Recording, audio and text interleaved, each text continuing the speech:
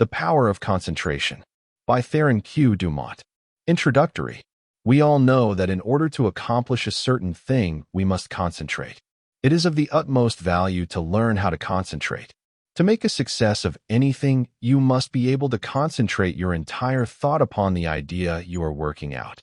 Do not become discouraged if you are unable to hold your thought on the subject very long at first. There are very few that can. It seems a peculiar fact that it is easier to concentrate on something that is not good for us than on something that is beneficial. This tendency is overcome when we learn to concentrate consciously. If you will just practice a few concentration exercises each day, you will find you will soon develop this wonderful power. Success is assured when you are able to concentrate, for you are then able to utilize for your good all constructive thoughts and shut out all the destructive ones. It is of the greatest value to be able to think only that which will be beneficial. Did you ever stop to think what an important part your thoughts, concentrated thoughts, play in your life? This book shows their far-reaching and all-abiding effects. These lessons you will find very practical. The exercises I have thoroughly tested. They are arranged so that you will notice an improvement from the very start, and this will give you encouragement. They point out ways in which you can help yourself. Man is a wonderful creature, but he must be trained and developed to be useful. A great work can be accomplished by every man if he can be awakened to do his very best. But the greatest man would not accomplish much if he lacked concentration and effort. Dwarfs can often do the work of giants when they are transformed by the almost magic power of great mental concentration. But giants will only do the work of dwarfs when they lack this power. We accomplish more by concentration than by fitness. The man that is apparently best suited for a place does not always fill it best. It is the man that concentrates on its every possibility that makes an art of both his work and his life. All your real advancement must come from your individual effort. This course of lessons will stimulate and inspire you to achieve success. It will bring you into perfect harmony with the laws of success. It will give you a firmer hold on your duties and responsibilities. The methods of thought concentration given in this work, if put into practice, will open up interior avenues that will connect you with the everlasting laws of being and their exhaustless foundation of unchangeable truth. As most people are very different, it is impossible to give instructions that will be of the same value to all. The author has endeavored in these lessons to awaken that within the soul, which perhaps the book does not express. So study these lessons as a means of awakening and training that which is within yourself. Let all your acts and thoughts have the intensity and power of concentration.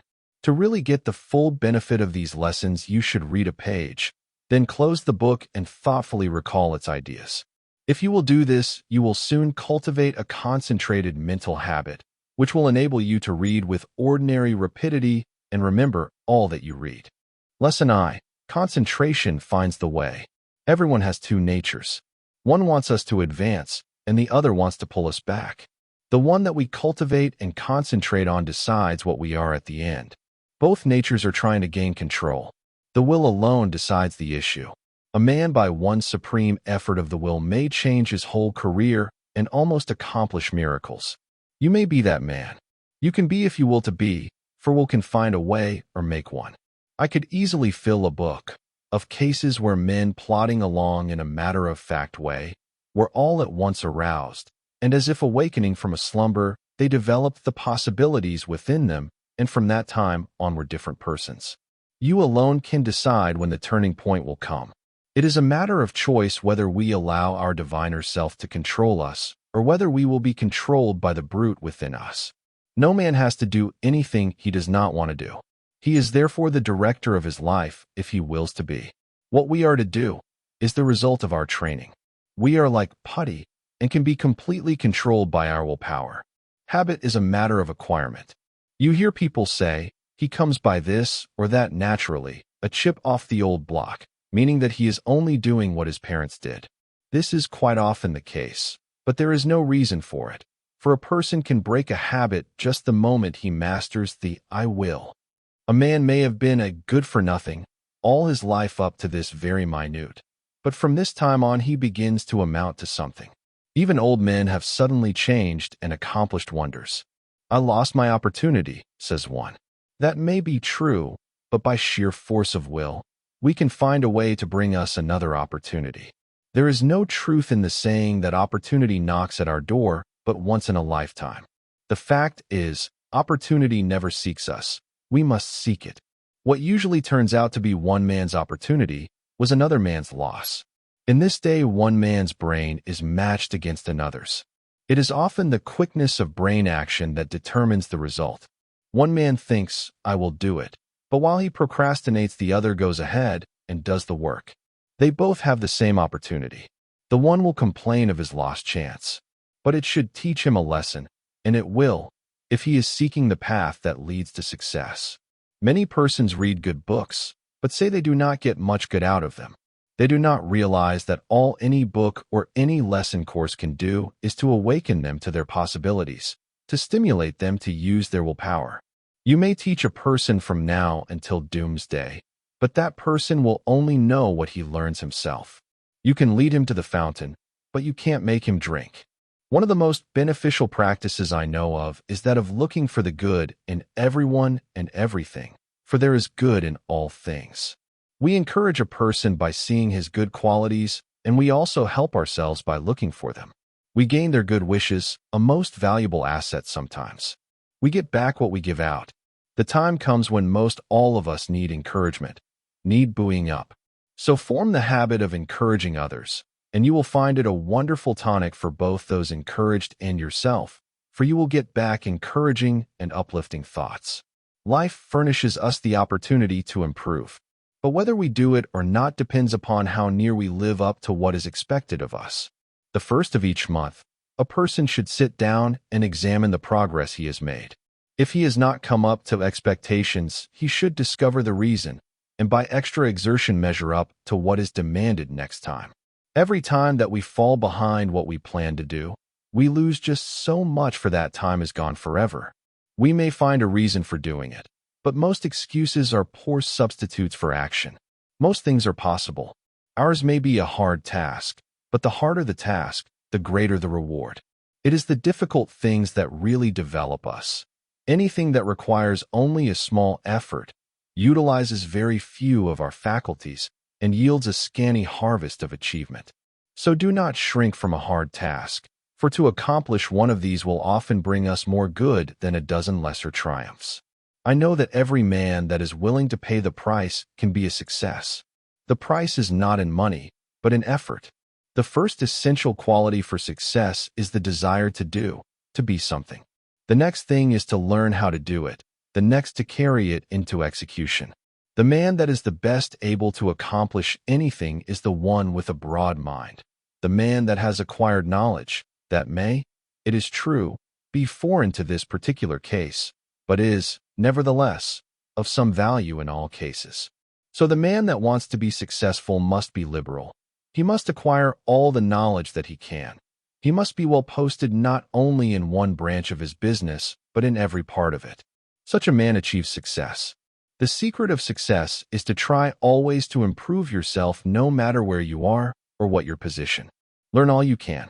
Don't see how little you can do, but how much you can do. Such a man will always be in demand, for he establishes the reputation of being a hustler. There is always room for him, because progressive firms never let a hustler leave their employment if they can help it. The man that reaches the top is the gritty, plucky, hard worker, and never the timid, uncertain, slow worker. An untried man is seldom put in a position of responsibility and power. The man selected is one that has done something, achieved results in some line, or taken the lead in his department. He is placed there because of his reputation of putting vigor and virility into his efforts, and because he has previously shown that he has pluck and determination. The man that is chosen at the crucial time is not usually a genius. He does not possess any more talent than others, but he has learned that results can only be produced by untiring concentrated effort. That miracles in business do not just happen. He knows that the only way they will happen is by sticking to a proposition and seeing it through. That is the only secret of why some succeed and others fail. The The successful man gets used to seeing things accomplished and always feels sure of success. The man that is a failure gets used to seeing failure, expects it, and attracts it to him. It is my opinion that with the right kind of training, every man could be a success. It is really a shame that so many men and women, rich in ability and talent, are allowed to go to waste, so to speak.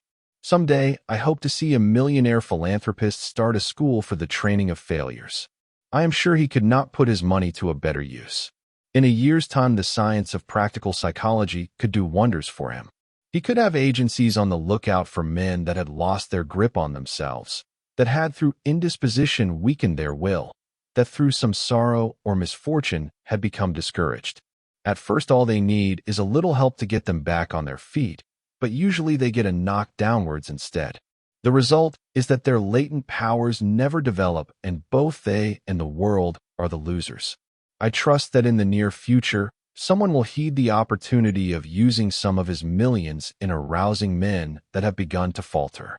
All they need to be shown is that there is within them an omnipotent source that is ready to aid them, providing they will make use of it. Their minds only have to be turned from despair to hope to make them regain their hold. When a man loses his grip today, he must win his redemption by his own will.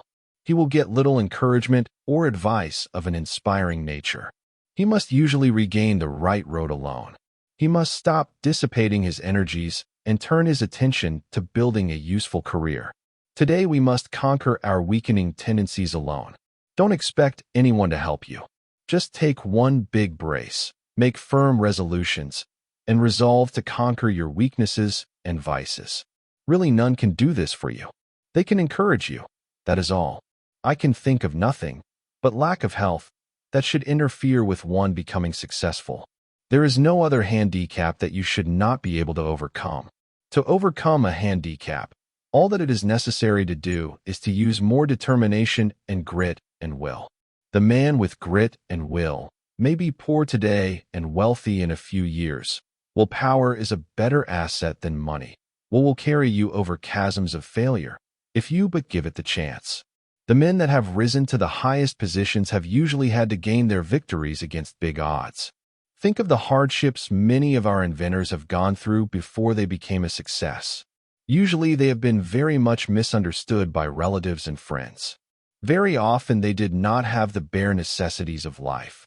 Yet, by sheer determination and resolute courage, they managed to exist somehow until they perfected their inventions, which afterwards greatly helped in bettering the condition of others. Everyone really wants to do something, but there are few that will put forward the needed effort to make the necessary sacrifice to secure it. There is only one way to accomplish anything, and that is to go ahead and do it. A man may accomplish almost anything today if he just sets his heart on doing it and lets nothing interfere with his progress. Obstacles are quickly overcome by the man that sets out to accomplish his heart's desire. The bigger the man, the smaller the obstacle appears. The smaller the man, the greater the obstacle appears. Always look at the advantage you gain by overcoming obstacles, and it will give you the needed courage for their conquest. Do not expect that you will always have easy sailing. Parts of your journey are likely to be rough. Don't let the rough places put you out of commission. Keep on with the journey. Just the way you weather the storm shows what material you are made of. Never sit down and complain of the rough places, but think how nice the pleasant stretches were. View with delight the smooth plains that are in front of you. Do not let a setback stop you. Think of it as a mere incident that has to be overcome before you can reach your goal. Lesson 2. The self-mastery, self-direction power of concentration. Man, from a psychological standpoint of development, is not what he should be. He does not possess the self-mastery, the self-directing power of concentration that is his by right. He has not trained himself in a way to promote his self-mastery. Every balanced mind possesses the faculties whose chief duties are to engineer, direct, and concentrate the operations of the mind, both in a mental and physical sense. Man must learn to control not only his mind, but his bodily movements. When the controlling faculties, autonomic, are in an untrained condition, the impulses, passions, emotions, thoughts, actions, and habits of the person suffer from lack of regulation, And the procedure of mental concentration is not good, not because the mind is necessarily weak in the autonomic department of the faculties, but because the mind is not properly trained. When the self-regulating faculties are not developed, the impulses, appetites, emotions, and passions have full swing to do as they please, and the mind becomes impulsive, restless, emotional, and irregular in its action. This is what makes mental concentration poor. When the self-guiding faculties are weak in development, the person always lacks the power of mental concentration. Therefore, you cannot learn to concentrate until you develop those very powers that qualify you to be able to concentrate. So if you cannot concentrate, one of the following is the cause. 1. Deficiency of the motor centers. 2. An impulsive and emotional mind. 3. An untrained mind. The last fault can soon be removed by systematic practice. It is easiest to correct. The impulsive and emotional state of mind can best be corrected by restraining anger, passion and excitement, hatred, strong impulses, intense emotions, fretfulness, etc. It is impossible to concentrate when you are in any of these excited states. These can be naturally decreased by avoiding such food and drinks as have nerve-weakening or stimulating influences, or a tendency to stir up the passions, the impulses, and the emotions. It is a very good practice to watch and associate with those persons that are steady, calm, controlled, and conservative. Correcting the deficiency of the motor centers is harder because as the person's brain is undeveloped, he lacks willpower. To cure this takes some time. Persons so afflicted may benefit by reading and studying my course, The Mastermind.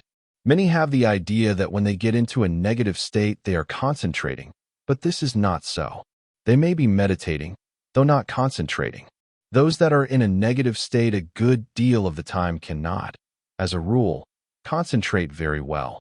They develop instead abstraction of the mind or absence of mind. Their power of concentration becomes weaker and they find it difficult to concentrate on anything. They very often injure the brain if they keep up this state. To be able to concentrate, you must possess strength of mind. The person that is feeble-minded cannot concentrate his mind because of lack of will. The mind that cannot center itself on a special subject or thought is weak. Also, the mind that cannot draw itself from a subject or thought is weak. But the person that can center his mind on any problem, no matter what it is, and remove any unharmonious impressions has strength of mind. Concentration, first, last, and all the time, means strength of mind. Through concentration, a person is able to collect and hold his mental and physical energies at work. A concentrated mind pays attention to thoughts, words, acts, and plans. The person who allows his mind to roam at will never accomplish a great deal in the world. He wastes his energies. If you work, think, talk, and act aimlessly, and allow your brain to wander from your subject to foreign fields, you will not be able to concentrate. You concentrate at the moment when you say, I want to, I can, I will. Some mistakes some people make. If you waste your time reading sensational stories or worthless newspaper items, you excite the impulsive and the emotional faculties, and this means you are weakening your power of concentration. You will not be a free engineer, able to pilot yourself to success. Concentration of the mind can only be developed by watching yourself closely. All kinds of development commence with close attention. You should regulate your every thought and feeling. When you commence to watch yourself and your own acts, and also the acts of other people, you use the faculties of autonomy, and, as you continue to do so, you improve your faculties, until in time you can engineer your every thought, wish, and plan. To be able to focalize the mind on the object at hand in a conscious manner leads to concentration. Only the trained mind can focalize. To hold a thought before it until all the faculties shall have had time to consider that thought is concentration. The person that cannot direct his thoughts, wishes, plans, resolutions, and studies cannot possibly succeed to the fullest extent. The person that is impulsive one moment and calm the next has not the proper control over himself. He is not a master of his mind, nor of his thoughts, feelings, and wishes. Such a person cannot be a success. When he becomes irritated, He irritates others and spoils all chances of any concern doing their best. But the person that can direct his energies and hold them at work in a concentrated manner controls his every work and act, and thereby gains power to control others. He can make his every move serve a useful end, and every thought a noble purpose. In this day, the man that gets excited and irritable should be looked upon as an undesirable person. The person of good breeding now speaks with slowness and deliberation. He is cultivating more and more of a reposeful attitude.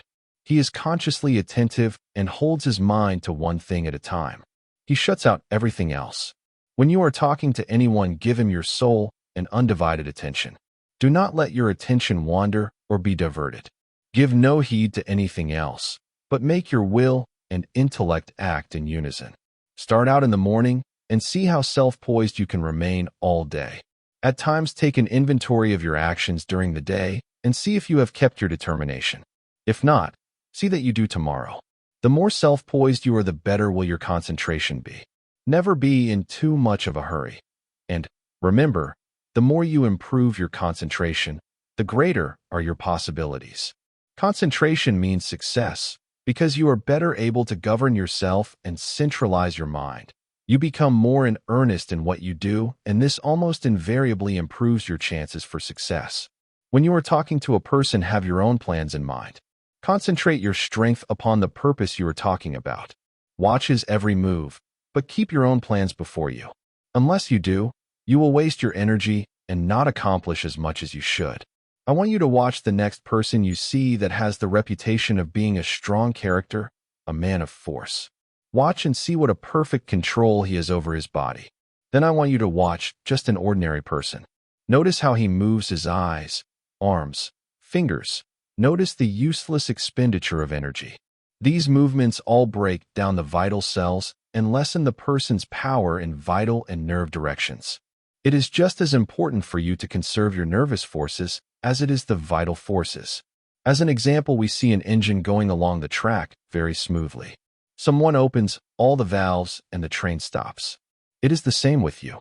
If you want to use your full amount of steam, you must close your valves and direct your power of generating mental steam toward one end. Center your mind on one purpose, one plan, one transaction.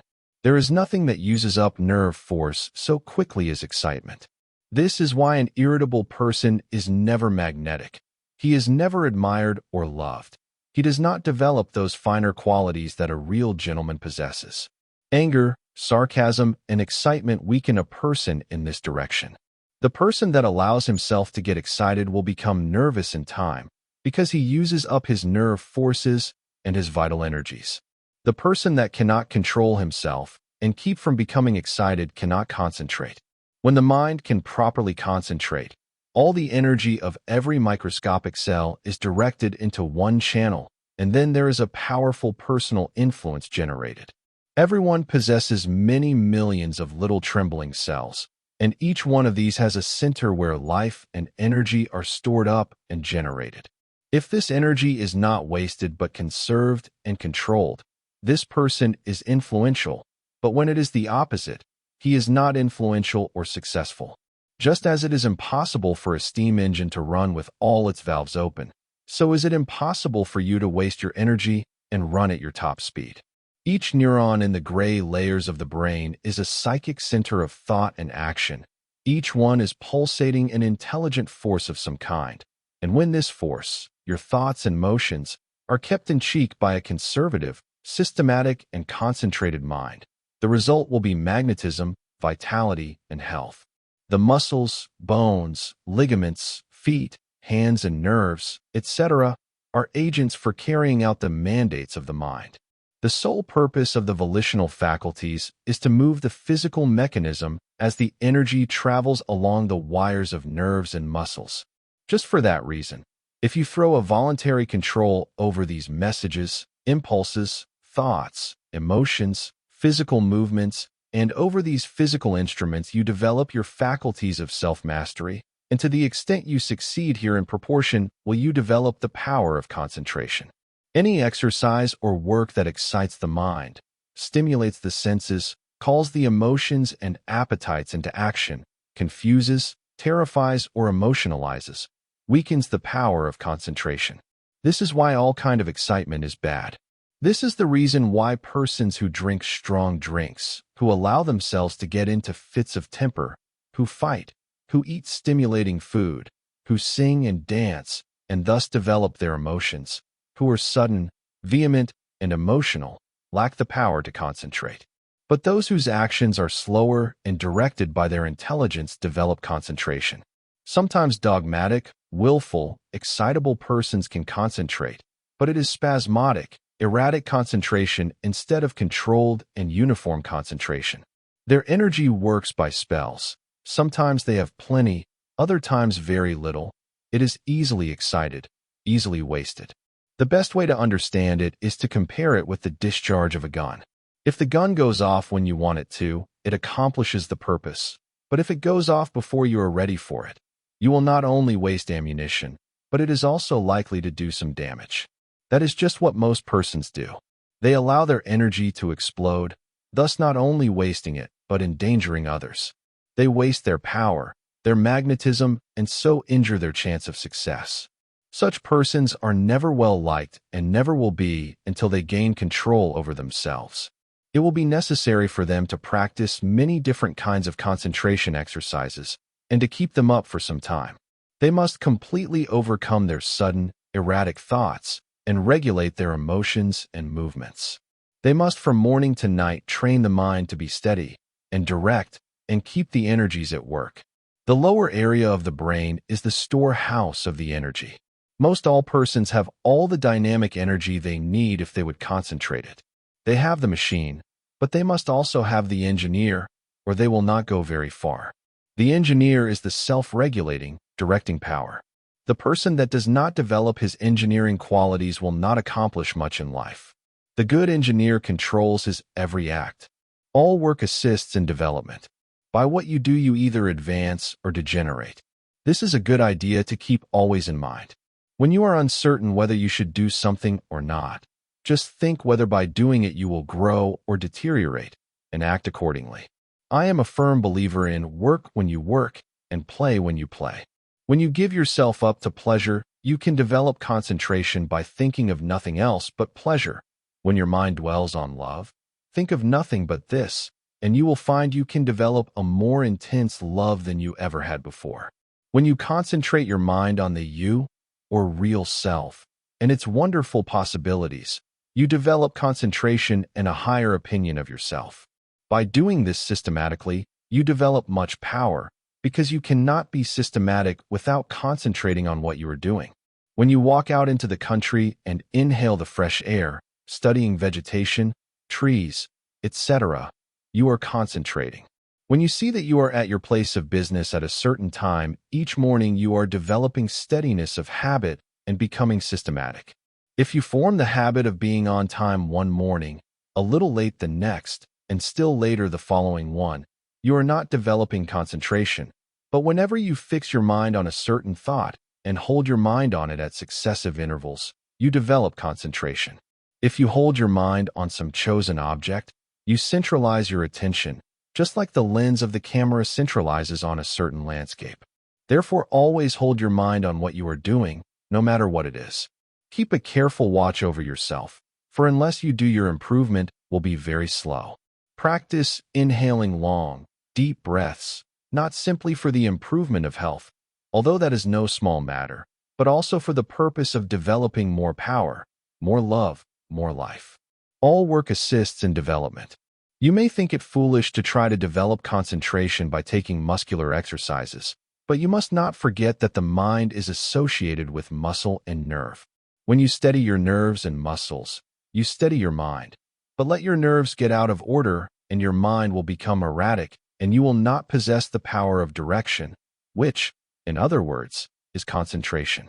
Therefore, you understand how important exercises that steady the nerves and muscles are in developing concentration. Everyone is continually receiving impulses that must be directed and controlled if one is to lead a successful life. That is the reason why a person must control the movements of his eyes, feet, fingers, etc. This is another reason why it is important to control his breathing. The slow, deep, Prolonged exhalations are of wonderful value. They steady the circulation, the heart action, muscles, and nerves of the mind. If the heart flutters, the circulation is not regular, and when the lung action is uneven, the mind becomes unsteady and not fit for concentration. This is why controlled breathing is very important as a foundation for physical health. You must not only concentrate your mind, but also the action of the eyes, ears, and fingers. Each of these contain miniature minds that are controlled by the master engineer. You will develop much quicker if you thoroughly realize this. If you have ever associated with big men or read their biographies, you will find that they usually let the others do the talking. It is much easier to talk than it is to listen. There is no better exercise for concentration than to pay close attention when someone is talking. Besides learning from what they have to say, you may develop both mental and physical concentration. When you shake hands with someone, just think of your hand as containing hundreds of individual minds, each having an intelligence of its own. When you put this feeling into your hand shake, it shows personality. When you shake hands in a listless way, it denotes timidity, lack of force and power of personality. When the hand grip is very weak and stiff, the person has little love in his nature, no passion, and no magnetism. When the handshake is just the opposite, you will find that the nature is also. The loveless person is non-magnetic, and he shows that he is by his non-magnetic handshake.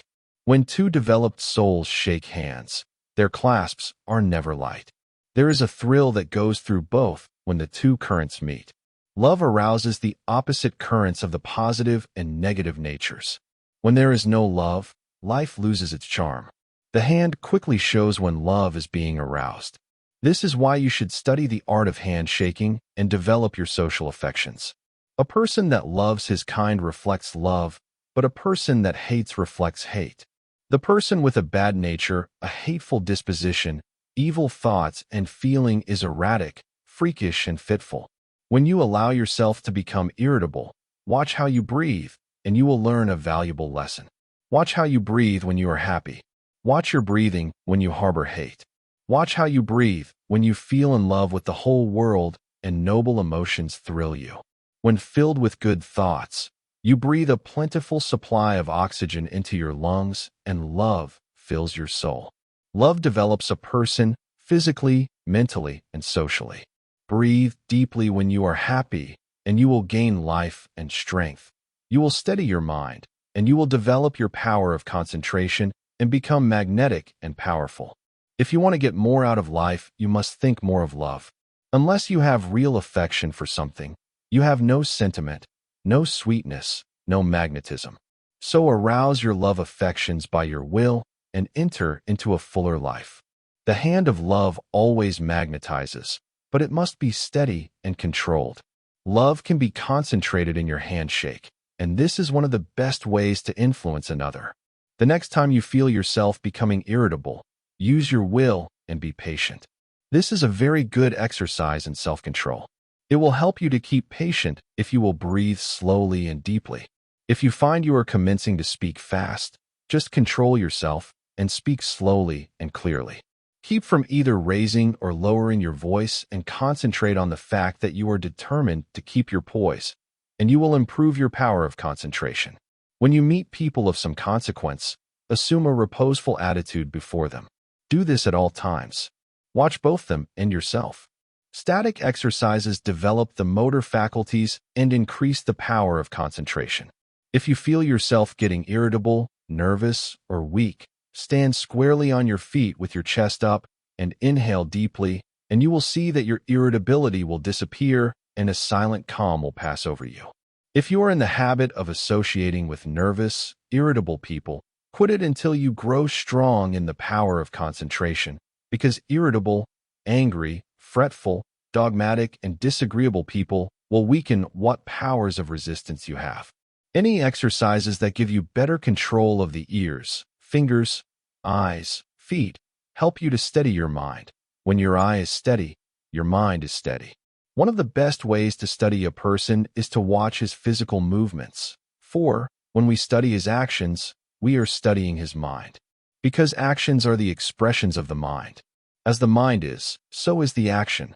If it is uneasy, restless, erratic, unsteady, its actions are the same. When it is composed, the mind is composed. Concentration means control of the mind and body. You cannot secure control over one without the other. Many people who seem to lack ambition have sluggish minds. They are steady, patient, and seemingly have good control, but this does not say they are able to concentrate. These people are indolent, inactive, slow, and listless because they lack energy. They do not lose control because they have little force to control. They have no temper, and it therefore cannot disturb them. Their actions are steady because they possess little energy. The natural person is internally strong, energetic, and forceful, but his energy, force, and strength, thoughts, and physical movements are well under his control. If a person does not have energy, both mental and physical, he must develop it. If he has energy which he cannot direct and hold to a point, he must learn to do so. A man may be very capable, but unless he wills to control his abilities, they will not do him any good. We hear so much talk about the benefit of physical culture, but the real benefit of this is really lost sight of. There is nothing that holds the faculties at work in a sustained and continuous manner as static exercises do. 4.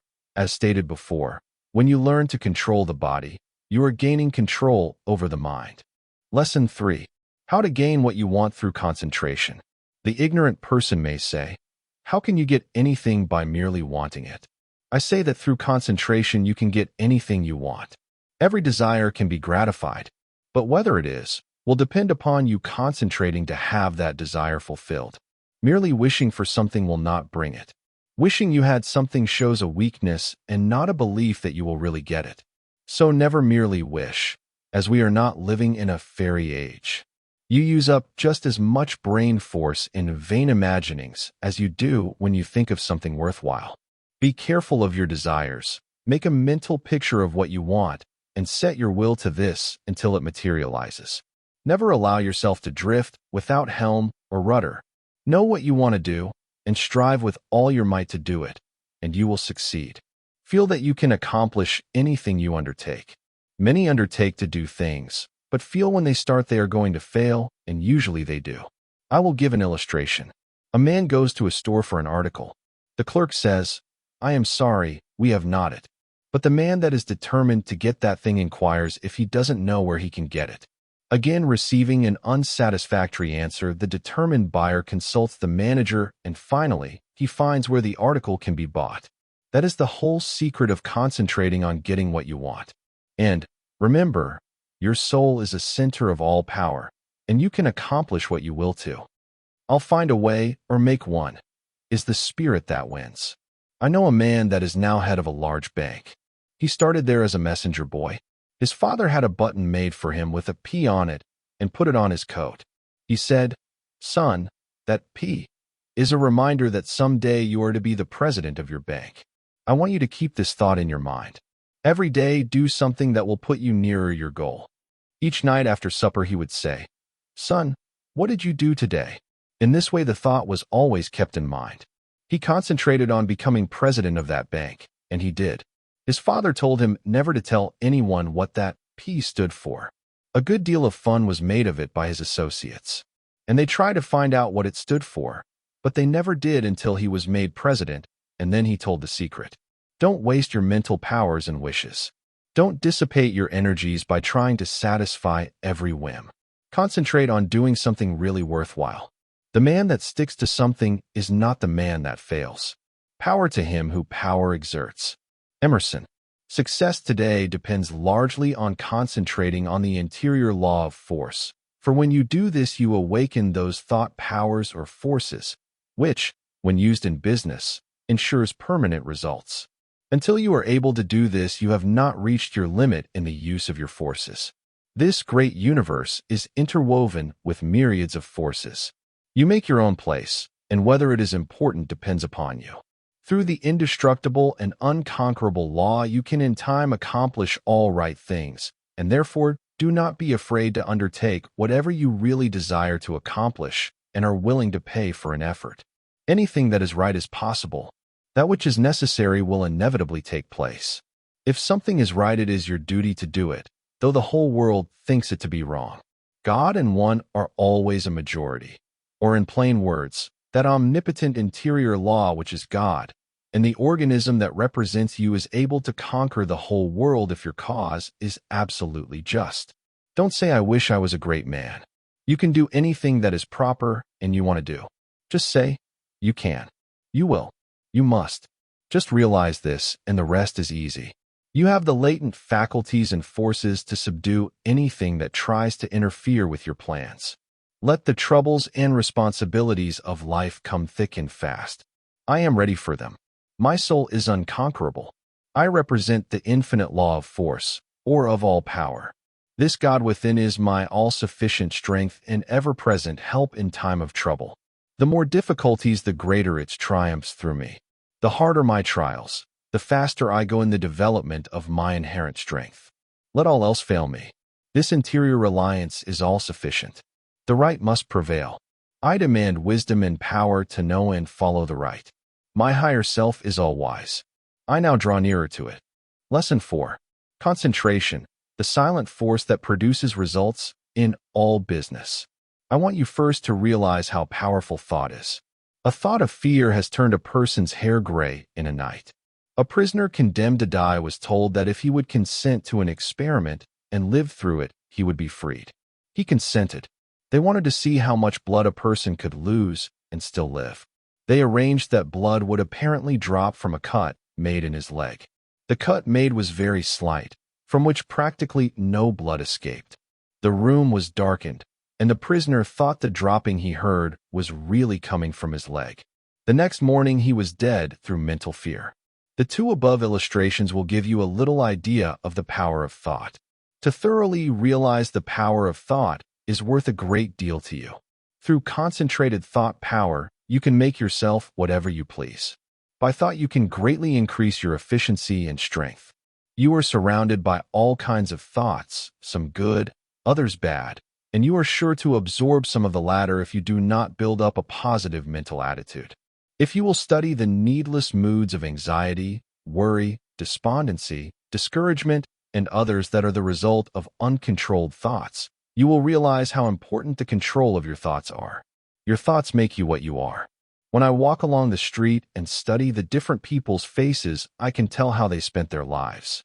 It all shows in their faces, just like a mirror reflects their physical countenances.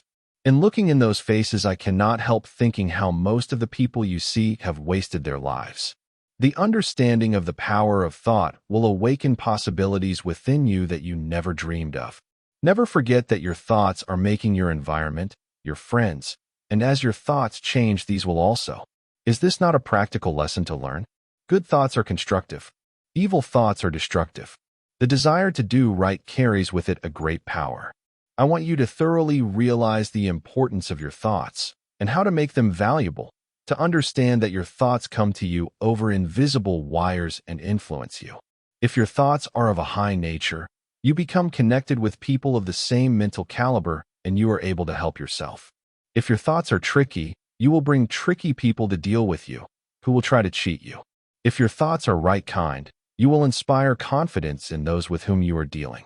As you gain the goodwill of others, your confidence and strength will increase. You will soon learn the wonderful value of your thoughts and how serene you can become even when circumstances are the most trying. Such thoughts of right and good will bring you into harmony with people that amount to something in the world and that are able to give you help if you should need it, as nearly everyone does at times. You can now see why it is so important to concentrate your thoughts in the proper channels. It is very necessary that people should have confidence in you. When two people meet, they have not the time to look each other up.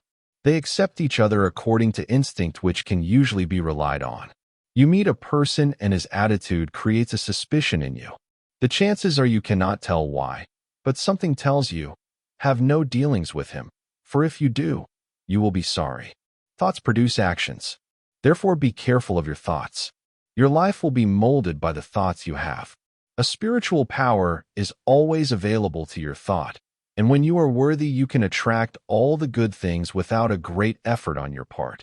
The sun's rays shine down on our gardens, but we can plant trees that will interfere with the sunlight. There are invisible forces ready to help you if you do not think and act to intercept these. These forces work silently. You reap what you sow. You have concentrated within powers that, if developed, will bring you happiness greater than you can even imagine. Most people go rushing through life, literally driving away the very things they seek. By concentration, you can revolutionize your life, accomplish infinitely more, and without a great effort. Look within yourself, and you will find the greatest machine ever made. How to speak wisely. In order to speak wisely, you must secure at least a partial concentration of the faculties and forces upon the subject at hand. Speech interferes with the focusing powers of the mind, as it withdraws the attention to the external, and therefore is hardly to be compared with that deep silence of the subconscious mind, where deep thoughts and the silent forces of high potency are evolved. It is necessary to be silent before you can speak wisely. The person that is really alert and well poised and able to speak wisely under trying circumstances is the person that has practiced in the silence. Most people do not know what the silence is and think it is easy to go into the silence, but this is not so. In the real silence, we become attached to that interior law and the forces become silent, because they are in a state of high potency or beyond the vibratory sounds to which our external ears are attuned. He who desires to become above the ordinary should open up for himself the interior channels which lead to the absolute law of the omnipotent. You can only do this by persistently and intelligently practicing thought concentration. Hold the thought. In silence, I will allow my higher self to have complete control. I will be true to my higher self. I will live true to my conception of what is right. I realize that it is to my self-interest to live up to my best. I demand wisdom so that I may act wisely for myself and others.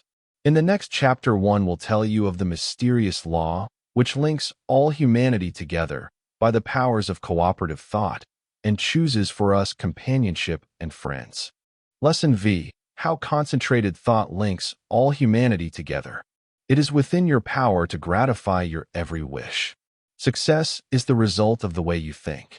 I will show you how to think to be successful. The power to rule and attract success is within yourself. The barriers that shut these off from you are subject to your control. You have unlimited power to think, and this is the link that connects you with your omniscient source. Success is the result of certain moods of mind or ways of thinking. These moods can be controlled by you and produced at will. You have been evolved to what you are from a lowly atom because you possess the power to think. This power will never leave you, but will keep urging you on until you reach perfection. As you evolve, you create new desires, and these can be gratified. The power to rule lies within you. The barriers that keep you from ruling are also within you. These are the barriers of ignorance. Concentrated thought will accomplish seemingly impossible results and make you realize your fondest ambitions. At the same time that you break down barriers of limitation, new ambitions will be awakened. You begin to experience conscious thought constructions. If you will just realize that through deep concentration you become linked with thoughts of omnipotence, you will kill out entirely your belief in your limitations and at the same time will drive away all fear and other negative and destructive thought forces which constantly work against you. In the place of these, you will build up a strong assurance that your every venture will be successful. When you learn thus how to concentrate and reinforce your thought, you control your mental creations. They in turn help to mold your physical environment, and you become the master of circumstances and the ruler of your kingdom. It is just as easy to surround your life with what you want as it is with what you don't want. It is a question to be decided by your will. There are no walls to prevent you from getting what you want, providing you want what is right. If you choose something that is not right, you are in opposition to the omnipotent plans of the universe and deserve to fail.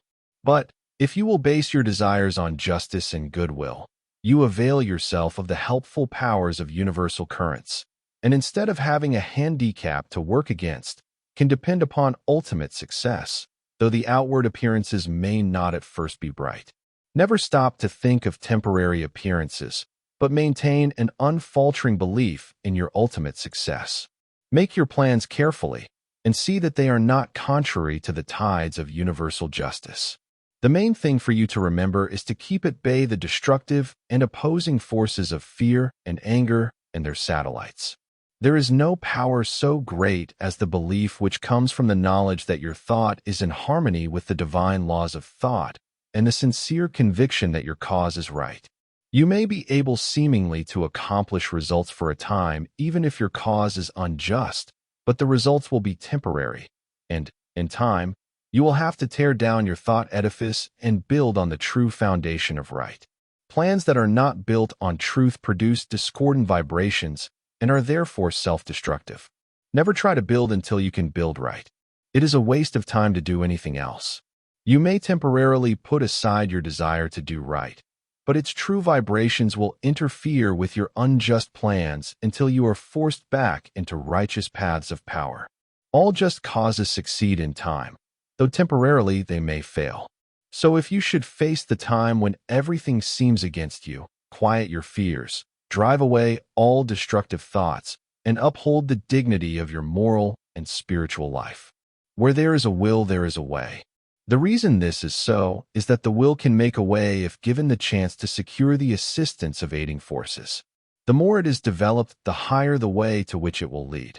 When everything looks gloomy and discouraging, then is the time to show what you are made of by rejoicing that you can control your moods by making them as calm, serene, and bright as if prosperity were yours. Be faithful in sowing the thought seeds of success, in perfect trust that the sun will not cease to shine and bring a generous harvest in one season. It is not always necessary to think of the success of a venture when you are actually engaged in it. For when the body is inactive, the mind is most free to catch new ideas that will further the opportunity you are seeking. When you are actually engaged in doing something, you are thinking in the channels you have previously constructed, and the work does not have to be done over again.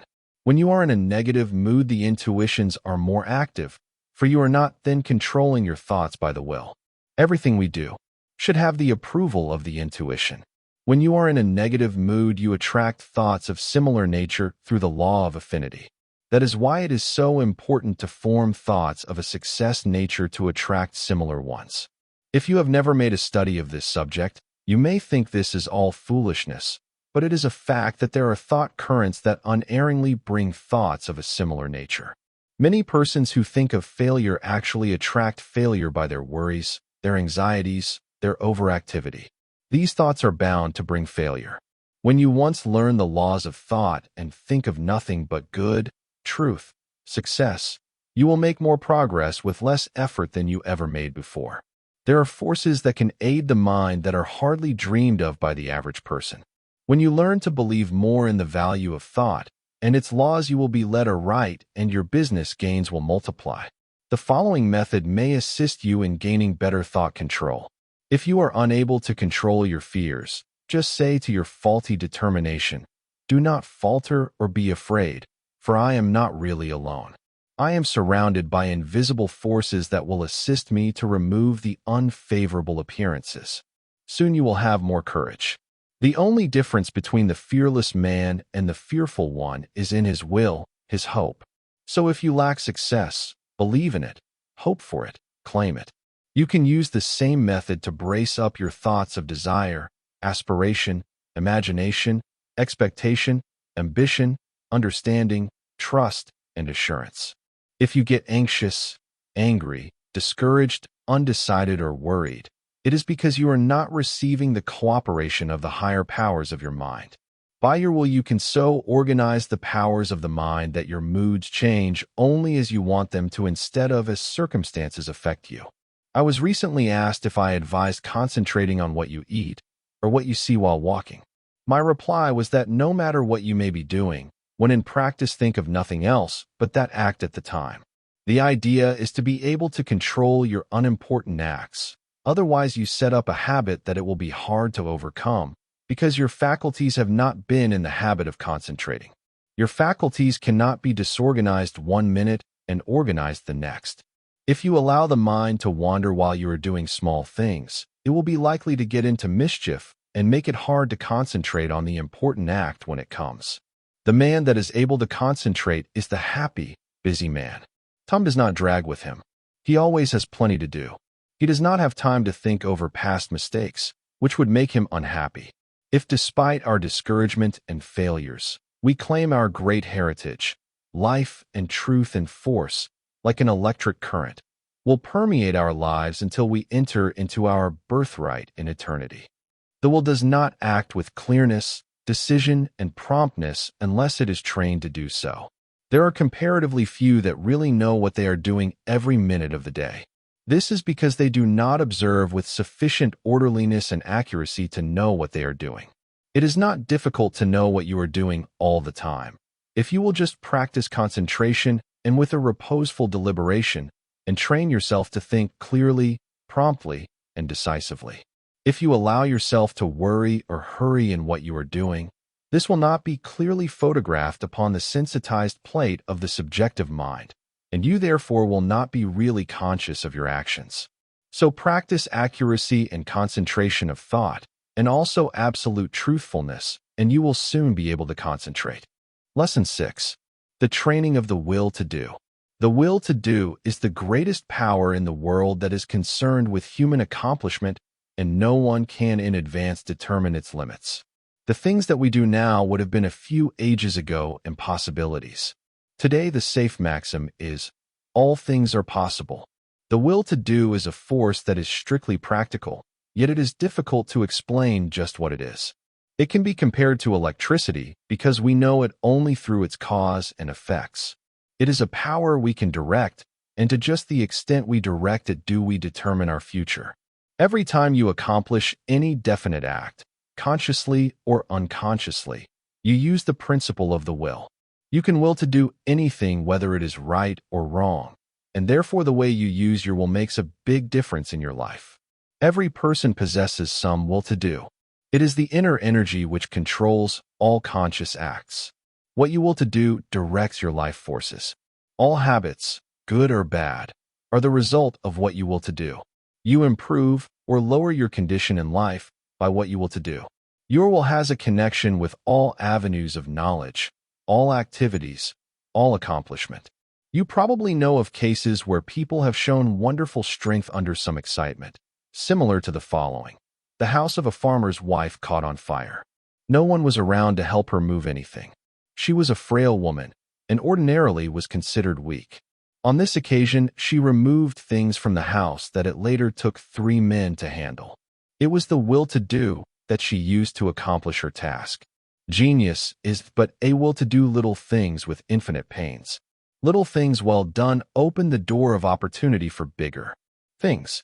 The will accomplishes its greater results through activities that grow out of great concentration in acquiring the power of voluntary attention to such an extent that we can direct it where we will and hold it steadily to its task until our aim is accomplished. When you learn so to use it, your willpower becomes a mighty force. Almost everything can be accomplished through its proper use. It is greater than physical force because it can be used to control not only physical, but mental and moral forces. There are very few that possess perfectly developed and balanced willpower, but those who do easily crush out their weak qualities. Study yourself carefully. Find out your greatest weakness, and then use your willpower to overcome it. In this way, eradicate your faults, one by one, until you have built up a strong character and personality. Rules for improvement. A desire arises. Now think whether this would be good for you. If it is not, use your willpower to kill out the desire. But, on the other hand, if it is a righteous desire, summon all your willpower to your aid, crush all obstacles that confront you, and secure possession of the coveted good. Slowness in making decisions. This is a weakness of willpower. You know you should do something, but you delay doing it through lack of decision. It is easier not to do a certain thing than to do it, but conscience says to do it. The vast majority of persons are failures because of the lack of deciding to do a thing when it should be done. Those that are successful have been quick to grasp opportunities by making a quick decision. This power of will can be used to bring culture, wealth, and health. Some special pointers. For the next week, try to make quicker decisions in your little daily affairs. Set the hour you wish to get up and arise exactly at the fixed time. Anything that you should accomplish, do on or ahead of time. You want, of course, to give due deliberation to weighty matters. But by making quick decisions on little things, you will acquire the ability to make quick decisions in bigger things. Never procrastinate. Decide quickly one way or the other, even at the risk of deciding wrong. Practice this for a week or two and notice your improvement. The lack of initiative. This, too, keeps many men from succeeding. They have fallen into the way of imitating others in all that they do. Very often we hear the expression, "He seems clever enough, but he lacks initiative." Life for them is one continuous grind. Day after day they go through the same monotonous round of duties, while those that are getting along are using their initiative to get greater fullness of life. There is nothing so responsible for poverty as this lack of initiative, this power to think and do for ourselves. You are as good as anyone. You have willpower, and if you use it, you will get your share of the luxuries of life. So use it to claim your own. Don't depend on anyone else to help you. We have to fight our own battles. All the world loves a fighter, while the coward is despised by all. Every person's problems are different, so I can only say, analyze your opportunities and conditions and study your natural abilities. Form plans for improvement and then put them into operation. Now, as I said before, don't just say, "I am going to do so and so," but carry your plan into execution. Don't make an indefinite plan, but a definite one, and then don't give up until your object has been accomplished. Put these suggestions into practice with true earnestness, and you will soon note astonishing results, and your whole life will be completely changed. An excellent motto for one of pure motives is, "Through my willpower I dare do what I want to." You will find this affirmation has a very strengthening effect. The spirit of perseverance, the spirit of stick-to-itiveness is the one that wins. Many go just so far and then give up, whereas, if they had persevered a little longer, they would have won out. Many have much initiative, but instead of concentrating it into one channel, they diffuse it through several, thereby dissipating it to such an extent that its effect is lost. Develop more determination, which is only the will to do, and when you start out to do something, stick to it until you get results. Of course, before starting anything you must look ahead and see what the finish leads to. You must select a road that will lead to somewhere rather than nowhere. The journey must be productive of some kind of substantial results. The trouble with so many young men is that they launch enterprises without any end in sight. It is not so much the start as the finish of a journey that counts. Each little move should bring you nearer the goal which you planned to reach before the enterprise began. Lack of perseverance is nothing but the lack of the will to do. It takes the same energy to say, "I will continue," as to say, "I give up." Just the moment you say the latter, you shut off your dynamo, and your determination is gone. Every time you allow your determination to be broken, you weaken it. Don't forget this. Just the instant you notice your determination beginning to weaken, concentrate on it, and by sheer willpower, make it continue on the job. Never try to make a decision when you are not in a calm state of mind. If in a quick temper, you are likely to say things you afterwards regret. In anger, you follow impulse rather than reason. No one can expect to achieve success if he makes decisions when not in full control of his mental forces. Therefore, make it a fixed rule to make decisions only when at your best. If you have a quick temper, you can quickly gain control over it by simple rule of counting backwards. To count backwards requires concentration, and you thus quickly regain a calm state. In this way, you can break the temper habit. It will do you a lot of good to think over what you said and thought the last time you were angry. Persevere until you see yourself as others see you. It would do no harm to write the scene out in story form and then sit in judgment of the character that played your part. Special instructions to develop the will to do. This is a form of mental energy, but requires the proper mental attitude to make it manifest. We hear of people having wonderful willpower, which really is wrong. It should be said that they use their willpower, while with many it is a latent force. I want you to realize that no one has a monopoly on willpower. There is plenty for all. What we speak of as willpower is but the gathering together of mental energy, the concentration power at one point. So never think of that person as having a stronger will than yours. Each person will be supplied with just that amount of willpower that he demands. You don't have to develop willpower if you constantly make use of all you have. And remember, the way in which you use it determines your fate, for your life is molded to great extent by the use you make of your will. Unless you make proper use of it, you have neither independence nor firmness. You are unable to control yourself and become a mere machine for others to use. It is more important to learn to use your will than to develop your intellect. The man that has not learned how to use his will rarely decides things for himself, but allows his resolutions to be changed by others. He fluctuates from one opinion to another, and of course does not accomplish anything out of the ordinary, while his brother with the trained will takes his place among the world's leaders. Lesson 7. The concentrated mental demand. The mental demand is the potent force in achievement. The attitude of the mind affects the expression of the face, determines action, changes our physical condition, and regulates our lives. I will not here attempt to explain the silent force that achieves results. You want to develop your mental powers so you can affect the things sought, and that is what I want to teach you. There is wonderful power and possibility in the concentrated mental demand. This, like all other forces, is controlled by laws. It can, like all other forces, be wonderfully increased by consecutive, systematized effort. The mental demand must be directed by every power of the mind, and every possible element should be used to make the demand materialize. You can so intently desire a thing that you can exclude all distracting thoughts. When you practice this singleness of concentration until you attain the end sought, you have developed a will capable of accomplishing whatever you wish. As long as you can only do the ordinary things, you will be counted in the mass of mediocrity. But just as quick as you surpass others by even comparatively small measure, you are classed as one of life's successes. So, if you wish to emerge into prominence, you must accomplish something more than the ordinary man or woman. It is easy to do this if you will but concentrate on what you desire and put forth your best effort. It is not the runner with the longest legs or the strongest muscles that wins the race, but the one that can put forth the greatest desire force. You can best understand this by thinking of an engine. The engine starts up slowly, the engineer gradually extending the throttle to the top notch. It is then keyed up to its maximum speed. The same is true of two runners. They start off together, and gradually they increase their desire to go faster. The one that has the greatest intensity of desire will win. He may outdistance the other by only a fraction of an inch, yet he gets the laurels.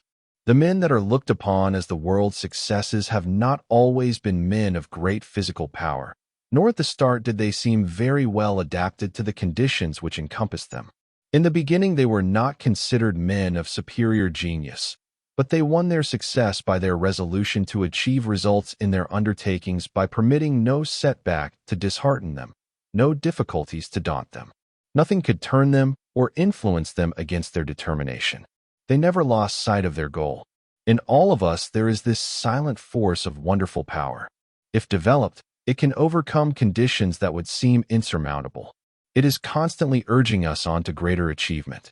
The more we become acquainted with it, the better strategists we become, the more courage we develop, and the greater the desire within us for self-expression and activity along many lines. No one will ever be a failure if he becomes conscious of this silent force within that controls his destiny. But without the consciousness of this inner force, you will not have a clear vision, and external conditions will not yield to the power of your mind. It is the mental resolve that makes achievement possible. Once this has been formed, it should never be allowed to cease to press its claim until its object is attained. To make plans work out it will, at times, be necessary to use every power of your mind. Patience, perseverance, and all the indomitable forces within one will have to be mustered and used with the greatest effectiveness. Perseverance is the first element of success. In order to persevere, you must be ceaseless in your application. It requires you to concentrate your thoughts upon your undertaking and bring every energy to bear upon, keeping them focused upon it, until you have accomplished your aim. To quit short of this is to weaken all future efforts. The mental demand seems an unreal power because it is intangible, but it is the mightiest power in the world. It is a power that is free for you to use. No one can use it for you. The mental demand is not a visionary one. It is a potent force which you can use freely without cost. When you are in doubt, it will counsel you. It will guide you when you are uncertain. When you are in fear, it will give you courage. It is the motive power which supplies the energies necessary to the achievement of the purpose. You have a large storehouse of possibilities. The mental demand makes possibilities realities. It supplies everything necessary for the accomplishment. It selects the tools and instructs how to use them. It makes you understand the situation. Every time you make a mental demand, you strengthen the brain centers by drawing to you external forces. Few realize the power of a mental demand. It is possible to make your demand so strong that you can impart what you have to say to another without speaking to him. Have you ever, after planning to discuss a certain matter with a friend, had the experience of having him broach the subject before you had a chance to speak of it? Have you ever, in a letter, made a suggestion to a friend that he carried out before your letter reached him? Have you ever wanted to speak to a person who just then walked in or telephoned? I have had many such responses to thought, and you and your friends have doubtless experienced them, too. These two things are neither coincidences nor accidents, but are the results of mental demand launched by strong concentration. The person that never wants anything gets little. To demand resolutely is the first step toward getting what you want. The power of the mental demand seems absolute, the supply illimitable. The mental demand projects itself and causes to materialize the conditions and opportunities needed to accomplish the purpose. Do not think I overestimate the value of the mental demand. It brings the fuller life if used for only righteous purposes. Once the mental demand is made, however, never let it falter. If you do, the current that connects you with your desire is broken. Take all the necessary time to build a firm foundation, so that there need not be even an element of doubt to creep in. Just the moment you entertain doubt, you lose some of the demand force, and force once lost is hard to regain. So whenever you make a mental demand, hold steadfastly to it until your need is supplied. I want to repeat again that power of mental demand is not a visionary one. It is concentrated power only and can be used by you. It is not supernatural power, but requires a development of the brain centers. The outcome is sure when it is given with a strong, resolute determination. No person will advance to any great extent until he recognizes this force within him. If you have not become aware of it, you have not made very much of a success of your life. It is this something that distinguishes that man from other men. It is this subtle power that develops strong personality. If you want a great deal, you must demand a great deal. Once you make your demand, anticipate its fulfillment. It depends upon us. We are rewarded according to our efforts. The power of mental demand can bring us what we want. We become what we determine to be. We control our own destiny. Get the right mental attitude. Then, in accordance with your ability, you can gain success. And every man of average ability, the ordinary man that you see about you, can be really successful, independent, free of worry, his own master, if he can manage to do just two things. First, remain forever dissatisfied with what he is doing and with what he has accomplished. Second, develop in his mind a belief that the word impossible was not intended for him. Build up in his mind the confidence that enables the mind to use its power. Many, especially the older men, will ask, how can I build up that self-confidence in my brain? How can I, after months and years of discouragement, of dull plodding, suddenly conceive and carry out a plan for doing something that will make life worthwhile and change the monotonous routine? How can a man get out of a rut after he has been in it for years and has settled down to the slow jog trot that leads to the grave? The answer is the thing can be done, and millions have done it. One of the names most honored among the great men of France is that of Littré, who wrote and compiled the great French dictionary, a monument of learning. He is the man whose place among the 40 immortals of France was taken by the great Pasteur when the latter was elected to the Academy. Littré began the work that makes him famous when he was more than 60 years old. Lesson 8. Concentration gives mental poise. You will find that the man that concentrates is well poised, whereas the man that allows his mind to wander is easily upset. When in this state, wisdom does not pass from the subconscious storehouse into the consciousness. There must be mental quiet before the two consciousnesses can work in harmony. When you are able to concentrate, you have peace of mind. If you are in the habit of losing your poise, form the habit of reading literature that has a quieting power.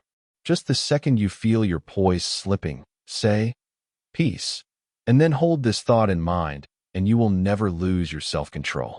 There cannot be perfect concentration until there is peace of mind.